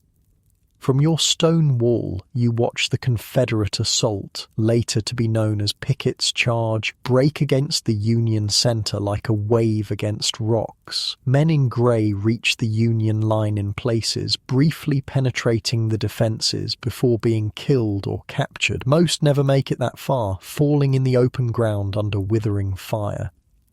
Within an hour, it's over. The surviving Confederate troops retreat to Seminary Ridge, leaving thousands of dead and wounded on the field. The high water mark of the Confederacy, someone will later call it. As evening approaches, rain begins to fall. Gentle at first, then a downpour that washes the blood-soaked earth and offers some relief from the July heat. The wounded, still lying between lines, lift faces to the sky, catching rain in parched mouths. You sit with your back against the stone wall, rain soaking through your uniform, feeling a bone-deep weariness that transcends physical fatigue. Beside you, William and Wilkins are similarly silent, lost in private thoughts. 3 days of battle, tens of thousands dead or wounded. And for what? The same hills and fields that were here before, now transformed into a vast graveyard. Captain Hayes approaches, somehow still standing despite what must be complete exhaustion. They're retreating, he says, Confederate forces pulling back south toward Virginia. The news should feel like victory. Instead, it's received with numb acknowledgement. Too much has been seen, too much experienced for simple celebration. Get some rest, Hayes continues, his voice softening. You've earned it. Rest. The word sounds foreign, from another life. You close your eyes, rain washing your face clean of powder and dirt for the first time in days. Despite the discomfort, wet clothes, hard ground, the moans of wounded, sleep comes almost instantly. Your last thought before darkness claims you is of home, your own bed, soft and dry, waiting in a world that now seems impossibly distant. But you've survived, you've held the line, and tomorrow, whatever it brings, you'll face it with William and Wilkins beside you, no longer strangers, but brothers forged in fire. The morning after Gettysburg dawns wet and grey. Rain continues to fall, turning the already churned earth to mud. You wake stiff and sore, clothes still damp, back aching from sleeping against stone, but you're alive. That simple fact feels like a miracle after what you've witnessed. The Confederate Army is indeed retreating, pulling back toward the Potomac River and the relative safety of Virginia, but they leave behind thousands of their dead and wounded men who now become the responsibility of the victorious Union forces. Your company is assigned to burial detail. It's grim work collecting bodies that have lain in the July heat for days, digging mass graves along the ridgelines, recording names when possible from letters or personal effects. The dead are beyond suffering, but the wounded still linger. Field hospitals overflow with broken men. Surgeons work without rest, faces haggard, aprons stiff with dried blood. Outside the hospital tents, limbs pile up like cordwood. Never thought I'd be grateful for rain, Wilkins says, as you pause to rest, leaning on a shovel. Keeps the smell down. He's right. Without the rain, the stench of decay would be unbearable. Even with it, you breathe shallowly, trying not to inhale too deeply. William works silently nearby, carefully arranging a Confederate soldier's body in a grave. He's been quieter than usual since the battle, introspective in a way that worries you. You all right? You ask when Wilkins moves away to help with another body. William nods, not looking up. Just thinking about the waste of it all. These men had families, farms or businesses, dreams, and now they're just... He gestures at the grave. You have no answer. The scale of death at Gettysburg defies comprehension. Nearly 50,000 casualties in 3 days, dead, wounded, or missing. Numbers so large they become abstract, meaningless, until you look at individual faces. The young boy in grey who couldn't have been more than 15. The Union sergeant found with a picture of his children still clutched in his hand. The Confederate and Union soldier discovered dead together, each having killed the other with bayonets. These are not statistics. These are men, sons, brothers, fathers. The burial detail continues for 3 days. By the end, your hands are blistered from digging, your soul numb from handling the dead. But there's no time for proper recovery. Lee's army is escaping back to Virginia, and your regiment is ordered to join the pursuit. July in Pennsylvania becomes a blur of marching through rain-soaked countryside. Roads turn to quagmires, slowing both the Confederate retreat and your pursuit. Men march with mud-caked boots that add pounds to every step. Wagons sink to their axles, requiring dozens of hands to extract them. "This ain't a pursuit," complains a veteran in your company. "It's a goddamn mud race. Nobody's winning." At night, finding dry ground to sleep becomes the primary concern. You learn to cut pine boughs for bedding, keeping your body off the sodden earth. Fires are nearly impossible to start with wet wood, so meals are cold and miserable. Yet despite the conditions, morale is surprisingly steady. Gettysburg was a victory costly, but clear. For the first time, many feel the tide of war might be turning. One evening, huddled beneath a hastily erected shelter of rubber blankets, Captain Hayes shares rumors he's heard from headquarters. Vicksburg has fallen, he tells your company. Grant captured the whole Confederate garrison. Mississippi River's under Union control now. The news brings subdued cheers. Vicksburg, combined with Gettysburg, represents the greatest Union success of the war so far. So it's almost over? Someone asks hopefully. Hayes shakes his head. Not by a long shot, but we're hitting them where it hurts now. The pursuit of Lee continues for weeks, though it becomes increasingly clear that his army will escape across the Potomac before you can bring them to battle again. The pace slackens as this reality sets in. In late July, your regiment makes camp near a small Maryland town. For the first time since Gettysburg, proper tents are erected. Supply wagons arrive with fresh rations. Men are allowed to bathe in a nearby creek, washing away weeks of accumulated grime. The pause is welcome. Your body needs recovery, not just from battle, but from the grueling pace that followed. Feet need time to heal, muscles to rest, minds to process what they've experienced. Mail arrives with the supply wagons. You receive 3 letters, saved carefully until evening when you can read them by firelight. Your mother writes of home, the wheat harvest coming in well, neighbours helping with farm work in your absence, church gatherings praying for soldiers. Reading it takes you back to your childhood kitchen, almost able to smell bread baking, hear your mother humming as she works. Your father's letter is briefer, but no less precious. He mentions a newspaper account of Gettysburg he read, wondering if you were part of it. Your mother worries constantly, he writes, but I tell her our boy is made of stern stuff. Still, take what care you can. The third letter surprises you. It's from your sister Mary. She rarely writes, busy with her own children, but this letter is different. I had a dream about you, she writes. You were standing in our old fishing spot by the creek, looking just as you did before you left. I called to you, but you couldn't hear me. When I woke, I felt I needed to write, to tell you that no matter what terrible things you've seen or done, you're still our Thomas. Still the boy who taught my son to whistle and helped father with the spring planting. War changes men, they say, but it needn't take your soul if you don't let it.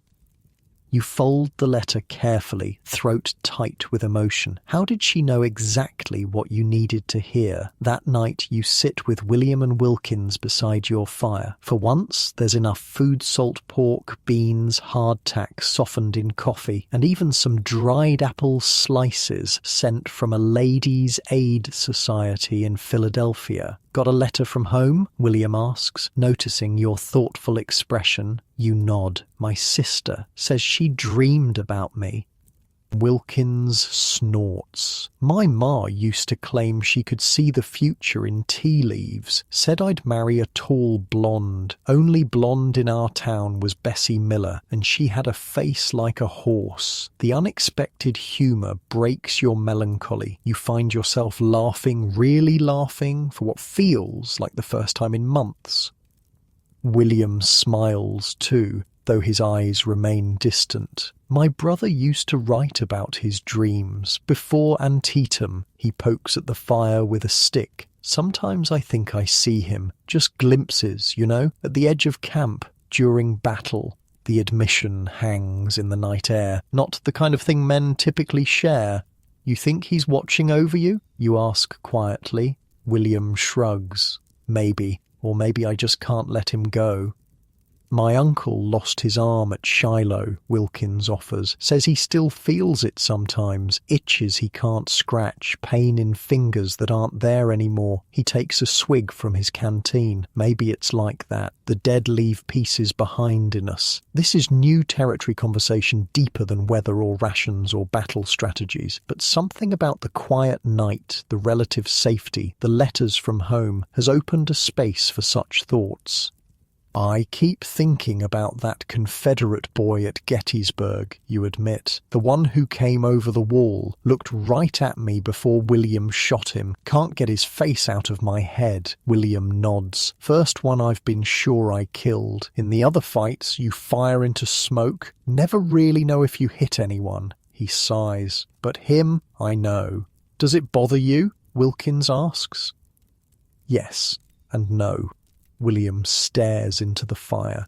If I hadn't shot him, he would have bayoneted Fletcher. I'd do it again. But still hurts. You finish for him. Yeah. The conversation shifts to lighter topics after that. Wilkins tells a story about sneaking into a neighbour's orchard as a boy and getting chased by geese. William describes his family's farm in Ohio. You share memories of fishing trips with your father, normal memories from before, when the world made sense.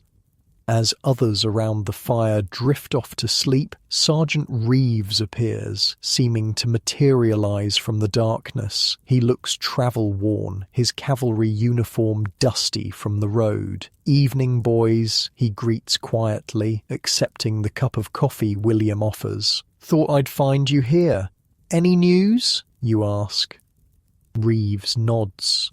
Lee's across the Potomac, made it back to Virginia with most of his army intact. Could have been worse for them. He sips his coffee. Command's trying to decide what's next. Push into Virginia again, probably. The news settles on you with a heaviness. The war continues. Of course it does. Gettysburg was a victory, but not an ending. How much longer, do you think? William asks what you're all wondering.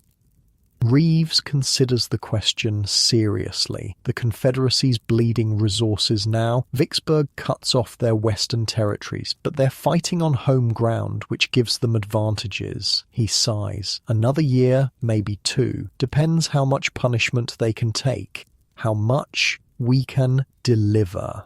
Another year, maybe two. The time frame stretches before you like an endless road. You boys are different, Reeves observes after a silence. Since Gettysburg, I see it in your eyes. How so? Wilkins asks. You've seen the elephant now, really seen it, not just skirmishes or minor engagements. You were part of something that'll be in history books 100 years from now. Reeves stares into his coffee, changes a man. You think of your sister's letter. Does it have to? Reeves looks at you with those dark green eyes. Yes and no. You won't be the same, that's certain. Can't unsee what you've seen. Can't undo what you've done. He pauses. But you choose what to carry forward, what to leave behind. The conversation stays with you as you settle onto your bedroll later. Above, stars peek through breaks in the clouds, the same stars that shine over your family's farm, over the graves at Gettysburg, over the Confederate camps in Virginia. Sleep comes easier than it has in weeks, real rest without the immediate threat of battle looming. Morning brings new orders. Your regiment will march east to join forces gathering near Washington, then likely push south into Virginia once more. The war's next phase is taking shape. As tents are struck and equipment packed, you notice a change in the camp's atmosphere. Men move with purpose, but without the desperate urgency of before. Veterans explain to newer recruits the best way to adjust pack straps, how to wrap feet to prevent blisters, which rations to save, and which to eat immediately. Knowledge passing down. Lessons learned. The army growing not just in size but in experience. Captain Hayes inspects your company before March, noting gaps in the ranks that will never be filled. Nearly a third of those who started at Gettysburg are gone dead, wounded, or missing. We'll be receiving replacements soon, he announces. New volunteers and conscripts. I expect you veterans to show them the ropes. Teach them what they need to know to stay alive. Veterans. The word catches you by surprise. When did you transition from green recruit to veteran? Somewhere between that first march and Gettysburg's bloody fields. It happened without your noticing. The march east begins under clear skies, a welcome change from weeks of rain. The countryside here is largely untouched by war farms still productive, towns intact, civilians going about daily business. You pass a field where a farmer drives a horse-drawn reaper through golden wheat. The peaceful scene seems from another world. The farmer waves as your column passes. You wave back, feeling a strange connection to this man, continuing his harvest while you march to war. That night, camped in a pleasant grove of oak trees, William shares a letter he received from his mother. She sent cookies, he says, unwrapping a cloth package. Probably half crumbs by now, but still. The simple oatmeal cookies, indeed partially crushed, taste better than any fancy dessert you can remember. The three of you savour them slowly, making them last. My brother sent these before Antietam, William says, surprising you with another rare mention of his fallen sibling. I didn't share them. Ate them all myself. He looks at the remaining cookie fragments. Stupid thing to regret, but I do. He wouldn't hold it against you, you offer. William smiles faintly. No, he wouldn't. He was better than me that way. To brothers, Wilkins says suddenly, raising his canteen. Those here and those gone. You touch canteens together in the gathering dusk. To brothers. The march continues for days, eventually bringing you to a camp outside Washington City. Here, the Army of the Potomac is being reorganized, reinforced, and resupplied for the coming campaign into Virginia. New recruits arrive, boys looking even younger than you were when you enlisted, alongside older men with the weathered faces of farmers and labourers. They eye the veterans with a mixture of awe and apprehension. A lanky youth named Collins is assigned to your tent. He can't be more than 16, with a wispy attempt at a moustache and hands too big for his wrists. Is it true you fought at Gettysburg? He asks, eyes wide. You nod, continuing to clean your rifle task that's become almost meditative. What was it like? The question all new recruits ask, the one impossible to answer truthfully. You consider what to say. The boy deserves some preparation for what's coming, but not enough to terrify him into paralysis. Loud, you finally reply. Confusing. Not like the newspaper stories. You pause. Stay close to your company. Listen to the veterans. Don't try to be a hero. Collins nods seriously, absorbing this wisdom like gospel. And keep your feet dry, Wilkins adds from across the tent. Trench foot'll kill you quicker than any Reb bullet. You smile at this typical Wilkins practical advice. He's right though. The unglamorous realities of soldiering foot care, keeping your powder dry, knowing how to cook salt pork without burning it to leather, these things matter as much as marksmanship or courage. Washington brings other novelties, real food from sutlers' wagons, proper mail service, even occasional passes to visit the city. You send letters home with freshly purchased paper and ink, describing Gettysburg in carefully edited terms that won't worry your parents. One evening, you, William, and Wilkins use day passes to visit Washington. The capital is a strange mix of wartime urgency and civilian normality. Government buildings buzz with activity. Military couriers gallop through streets. Wounded soldiers on crutches mix with fashionably dressed ladies and businessmen in suits. You eat in an actual restaurant, your first proper meal in months. Beefsteak, potatoes, fresh bread with butter, coffee that doesn't taste of chicory. The luxury of it almost overwhelms you. Think we'll remember how to be normal when this is over? Wilkins asks, cutting into his steak with unaccustomed delicacy. The question gives you pause. Will civilian life ever feel natural again after what you've experienced? Will you fit back into the world of planting and harvest, church socials and barn raisings? We'll learn, William says with that quiet certainty that's become his hallmark. People adapt. After dinner, you walk through the city as darkness falls. Gas lamps illuminate the streets, music drifts from taverns and dance halls. For a few hours, you're just three young men enjoying an evening, not soldiers preparing for the next battle. The illusion shatters when you pass a military hospital. Even from outside, the sounds of suffering carry moans, occasional screams, orderlies calling for assistance. A surgeon stands smoking on the steps, his apron dark with old bloodstains. You walk past quickly, but the reminder follows. The war continues despite this brief respite. Soon enough, you'll march south again, back into Virginia's killing fields. That night, back in camp, you lie awake listening to the sounds around you. Collins breathing steadily in his bedroll, already asleep with the gift of youth. William turning occasionally, perhaps troubled by dreams. Distant laughter from another tent, a sentry's footsteps.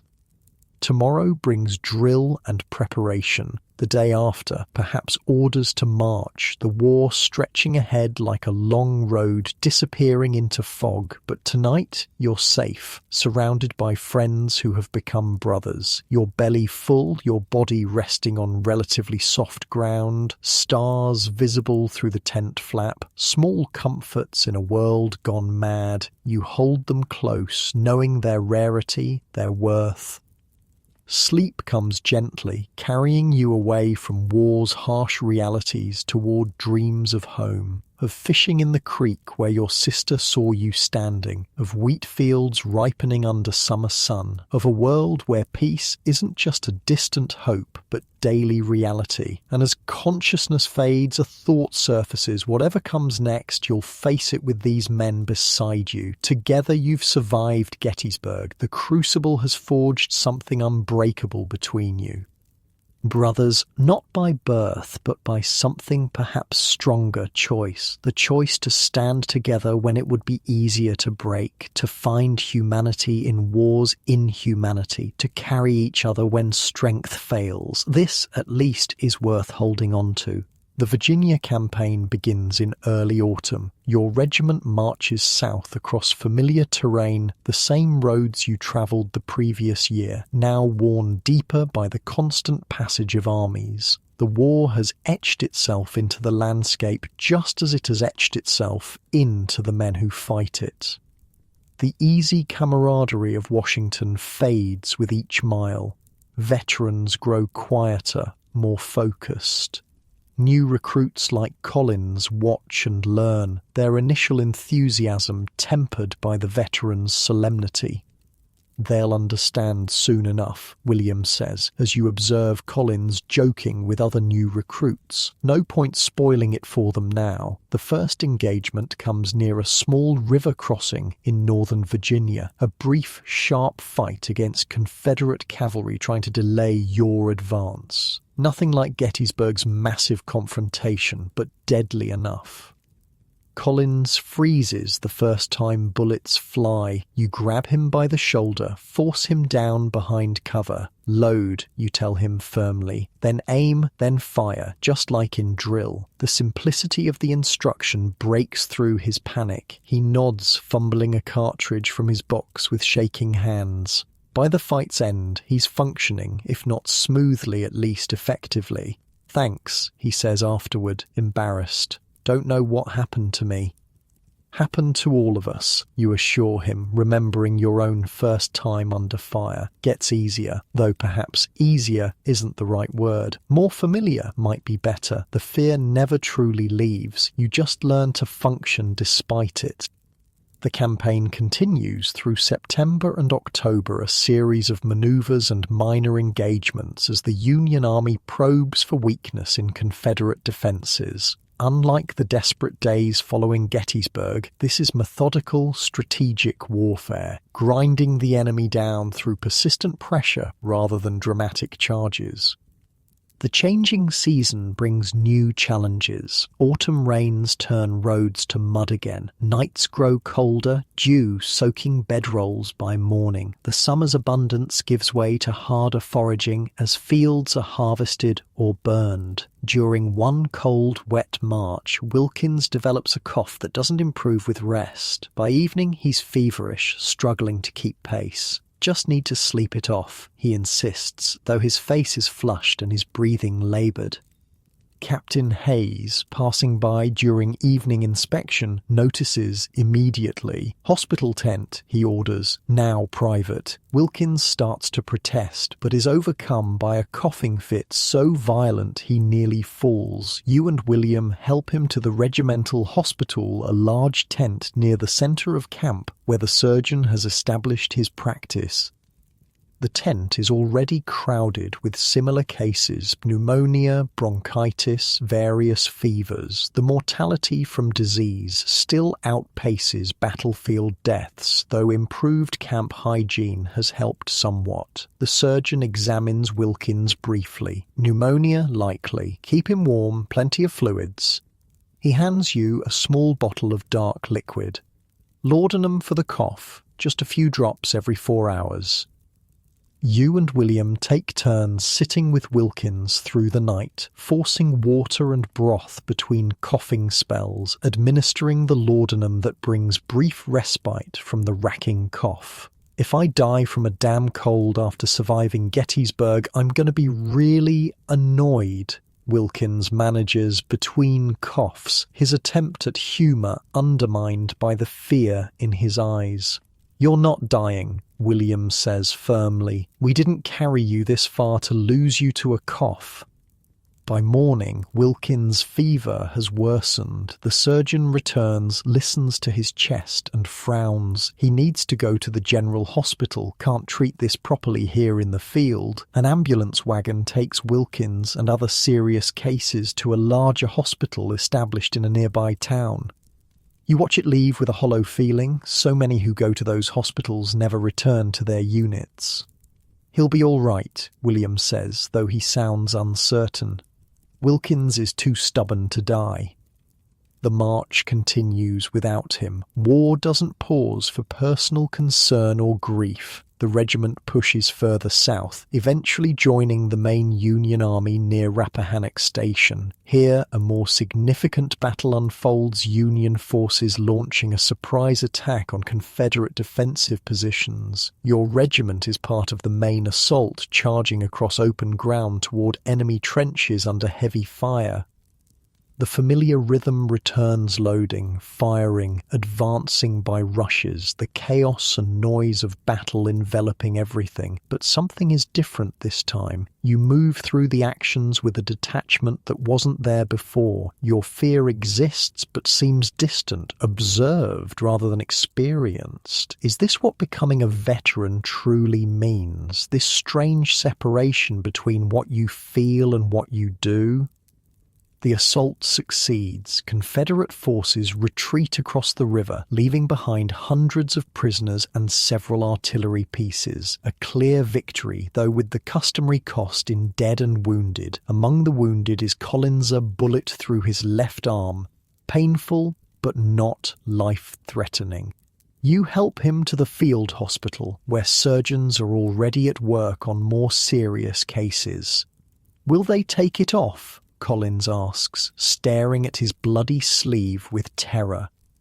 You shake your head. "Clean wound through and through. They'll patch you up." You don't add that he's lucky that soldiers pray for exactly this kind of wound when they must be hit at all. Serious enough for a ticket away from the front, but not permanently disabling. As winter approaches, the campaign winds down. Both armies settle into semi-permanent camps along the Rapidan River close, enough to observe each other's movements but separated by the natural barrier and mutual exhaustion. Your regiment establishes winter quarters, a process you've now experienced enough to approach with efficiency. Small log huts rise along the company streets, each housing 4 to 6 men. Fireplaces of stone and mud provide warmth. Beds are built of pine boughs covered with blankets. Compared to summer tenting or marching, it's almost comfortable. William and 2 other veterans from your company share your hut. Collins is still at the hospital, and Wilkins remains a question mark. No word has come from the General Hospital, no letter. In the Army's vast bureaucracy, men can disappear from their units and never be properly accounted for. We should write to his family, William suggests one evening as you sit by the fire, just in case.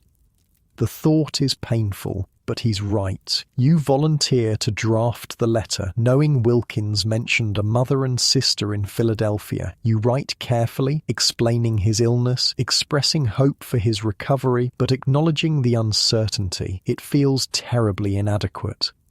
Days settle into the routine of winter camp. Picket duty along the river, gathering firewood, improving huts with whatever materials can be scrounged, drill when weather permits. The war continues, but at winter's slower pace. Christmas approaches with little fanfare in camp.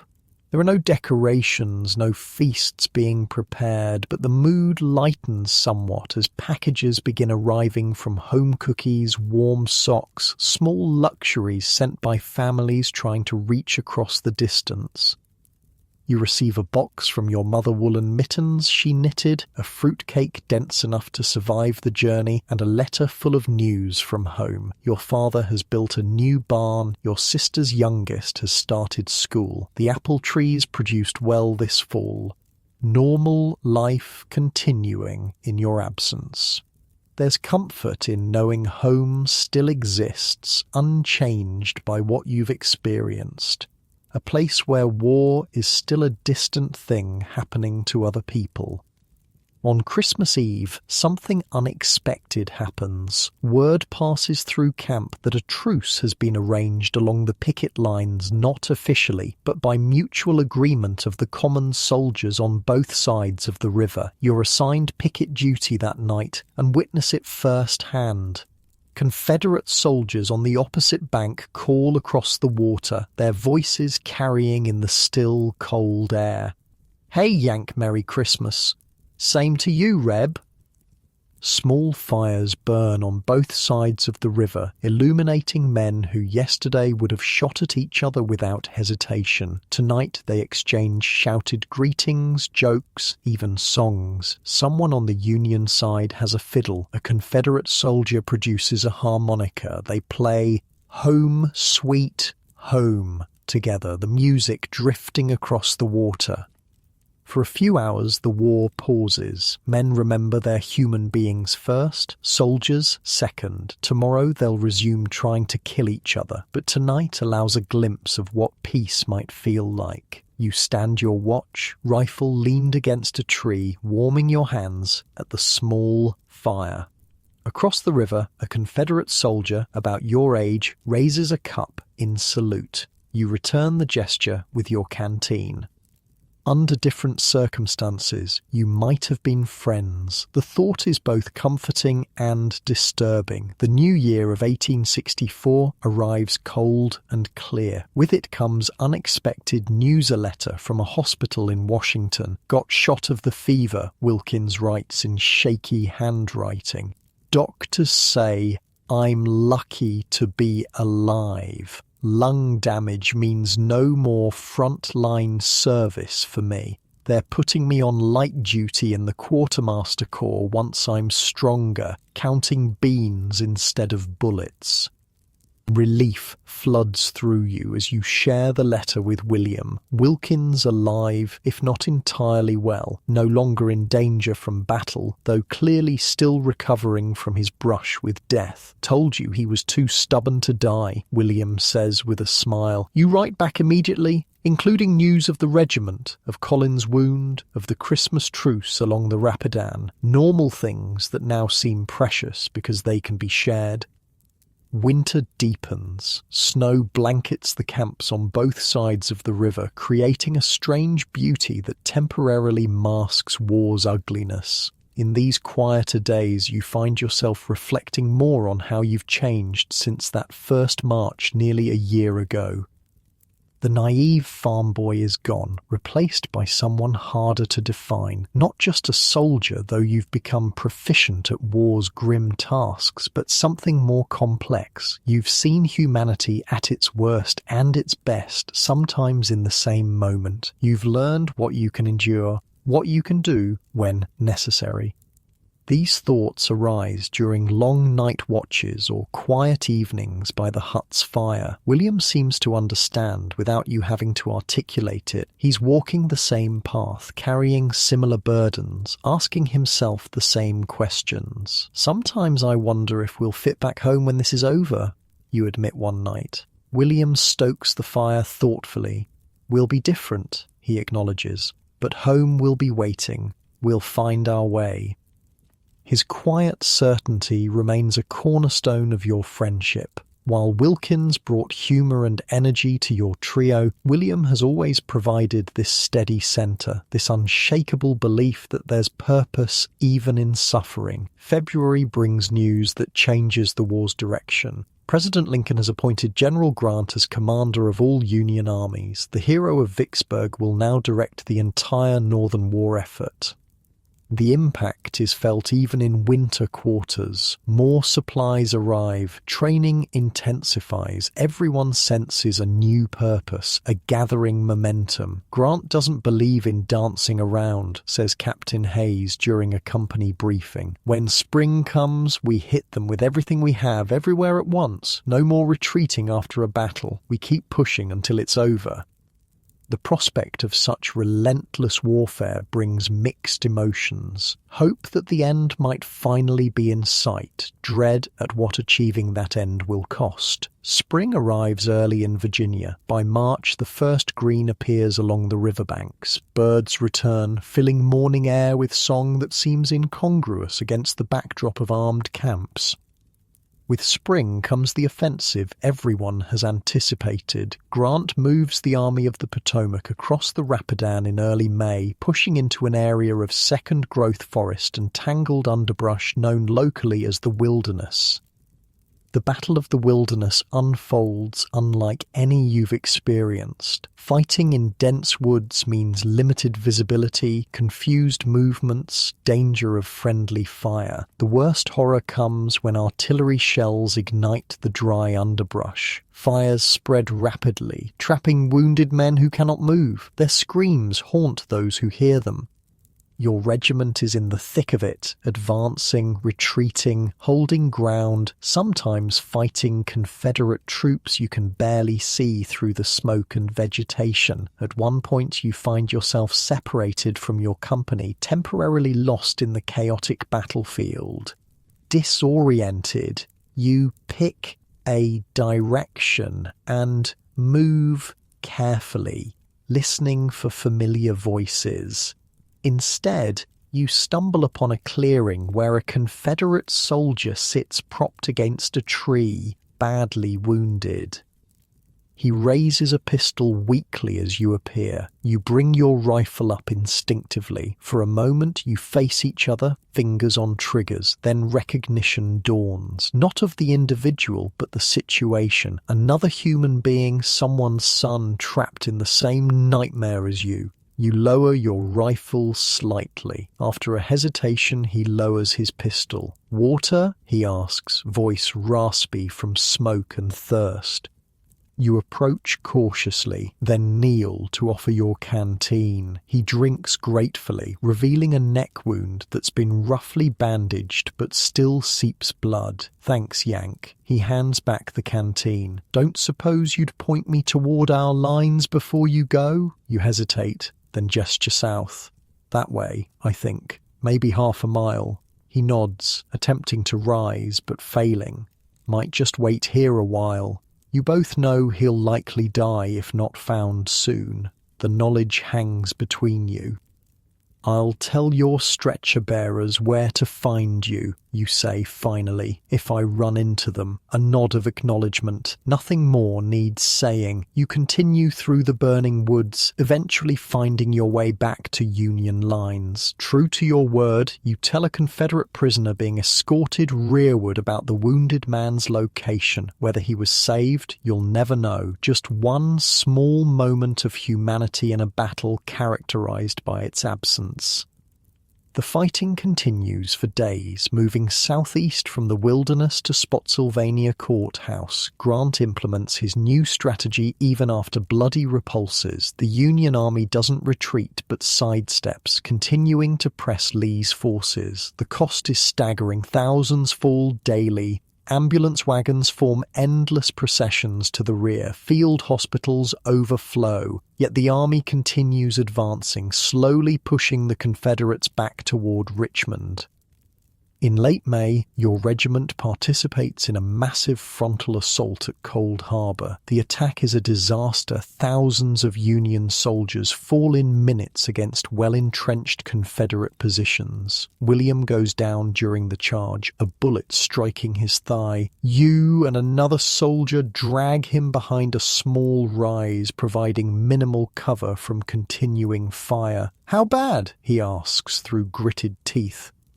You cut away his trouser leg to examine the wound. The bullet has passed through the fleshy part of his thigh, missing bone and major blood vessels. Serious, but not immediately life-threatening. "You'll live," you tell him, using his own belt as a tourniquet. "Might even keep you out of action long enough for this damn war to end." When stretcher bearers arrive, William grips your hand. "Don't do anything stupid while I'm gone," he says. "I expect to see you after." "Count on it," you promise. As they carry him away, a strange emptiness settles over you. First Wilkins, now William. The trio that formed at the war's beginning has been reduced to just you. The summer campaign grinds on. Grant continues pushing Lee's army back, eventually crossing the James River and approaching Petersburg, a critical rail junction south of Richmond. Here, the mobile war transforms into siege warfare. Trenches extend for miles. Artillery duels replace infantry charges. Progress is measured in yards, not miles.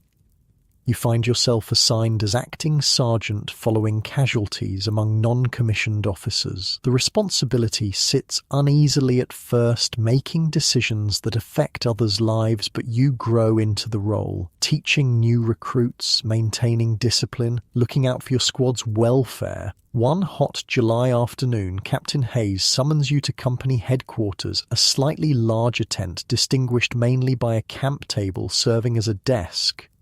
"A letter for you, Fletcher," he says, holding out an official-looking envelope. "From Washington. The contents are unexpected orders transferring you to a new assignment. You've been recommended for officer training. If you accept, you'll report to a school established in Philadelphia to prepare sergeants for commissioning as lieutenants." "It's a good opportunity," Hayes says, noting your surprise. "You've got the makings of an officer. The men respect you."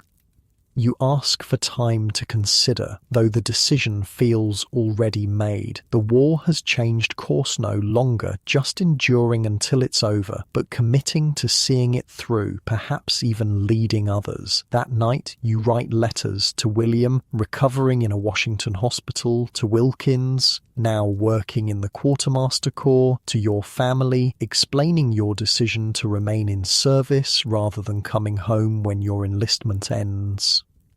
The war has become, in some strange way, a responsibility you cannot set down. Not yet. Your replacement arrives before your departure, a sergeant from another company being consolidated with yours due to casualties. You brief him on the men, their strengths and quirks, the little details that might keep them alive. Collins is a good soldier but needs confidence. Jackson knows more than he lets on. Listen to him when he speaks up. Simmons makes the best coffee in the regiment, worth sharing your sugar ration. The sergeant nods, understanding the true currency of leadership, knowing your men as individuals, not just as rifles in a line. Your departure from the Petersburg trenches comes without ceremony. A handshake from Captain Hayes, good wishes from the men of your squad, then the long journey north, first by wagon to City Point, then by steamship to Washington, finally by train to Philadelphia. The contrast between frontline conditions and the relatively normal life of Philadelphia is jarring. People go about their business, shops are open, children play in parks. The war exists here only in newspaper headlines and the occasional sight of wounded veterans. Officer training is intensive 8 weeks of tactics, military law, leadership principles, practical exercises.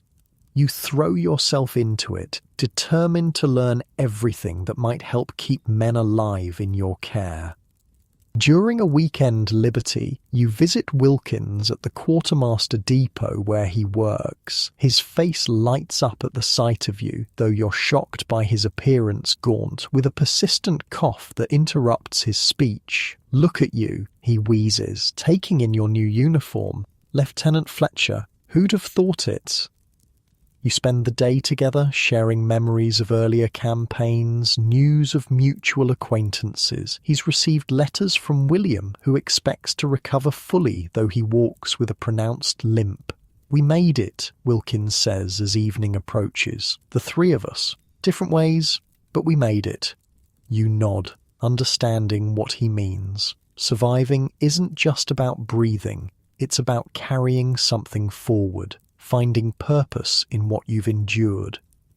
The war enters its final phases as you complete training. Grant maintains pressure at Petersburg. Sherman captures Atlanta, then begins his march to the sea. Confederate territory shrinks month by month. You receive your commission in late 1864 and orders to join a new regiment being formed of veterans and fresh recruits.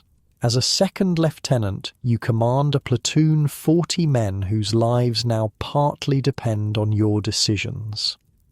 The responsibility weighs heavily, but you find you're prepared for it. All you've experienced from those first terrified moments at your first battle through Gettysburg's crucible to Petersburg's grinding siege has built toward this. Winter passes in training and preparation. By spring 1865, everyone senses the war's approaching end. Confederate desertion rates soar. Supplies dwindle in Southern Territory. The vice tightens. In April, news arrives that sends waves of disbelief and then jubilation through Union camps. Petersburg's defenses have broken. Richmond has fallen. Lee's army is retreating west, pursued by Grant. Your regiment prepares to join the final push, but before you can move out, even more momentous news arrives. Lee has surrendered at Appomattox Courthouse. The Army of Northern Virginia, the Confederacy's most formidable force, exists no more. The war is effectively over. The celebrations that follow are strangely subdued. Joy, yes, but mixed with exhaustion, with grief for those who didn't live to see this day, with uncertainty about what comes next. For you, the path is clearer than for some. The army will need officers during Reconstruction and occupation. Your commission offers stability, purpose, a way to help heal what war has broken. In May 1865, before your regiment heads south for occupation duty, you receive leave to visit home. The journey feels dreamlike, retracing in reverse the path that took you to war nearly 2 years earlier. The farm appears as you crest the final hill fields green with spring planting. The new barn your father built standing proud, smoke rising from the chimney, so ordinary, so miraculous in its unchanged state. Your mother sees you first, dropping her basket of laundry with a cry that brings your father running from the barn. They embrace you on the doorstep, tears flowing freely, words unnecessary. Home. After everything, home still exists. That night, sleeping in your childhood bed, you dream not of battles, but of simple things: fishing in the creek, helping with harvest, Sunday gatherings at church, the life that waits when uniforms are finally set aside. And it will wait, you realize. However changed you are, however long the path back to full civilian life might be, home remains a constant in a world transformed by war. Years later, long after Appomattox, you'll gather with William and Wilkins on the anniversary of Gettysburg. Older men by then, with families, with established lives. Wilkins still bearing the cough from that long-ago pneumonia. William walking with his slight limp.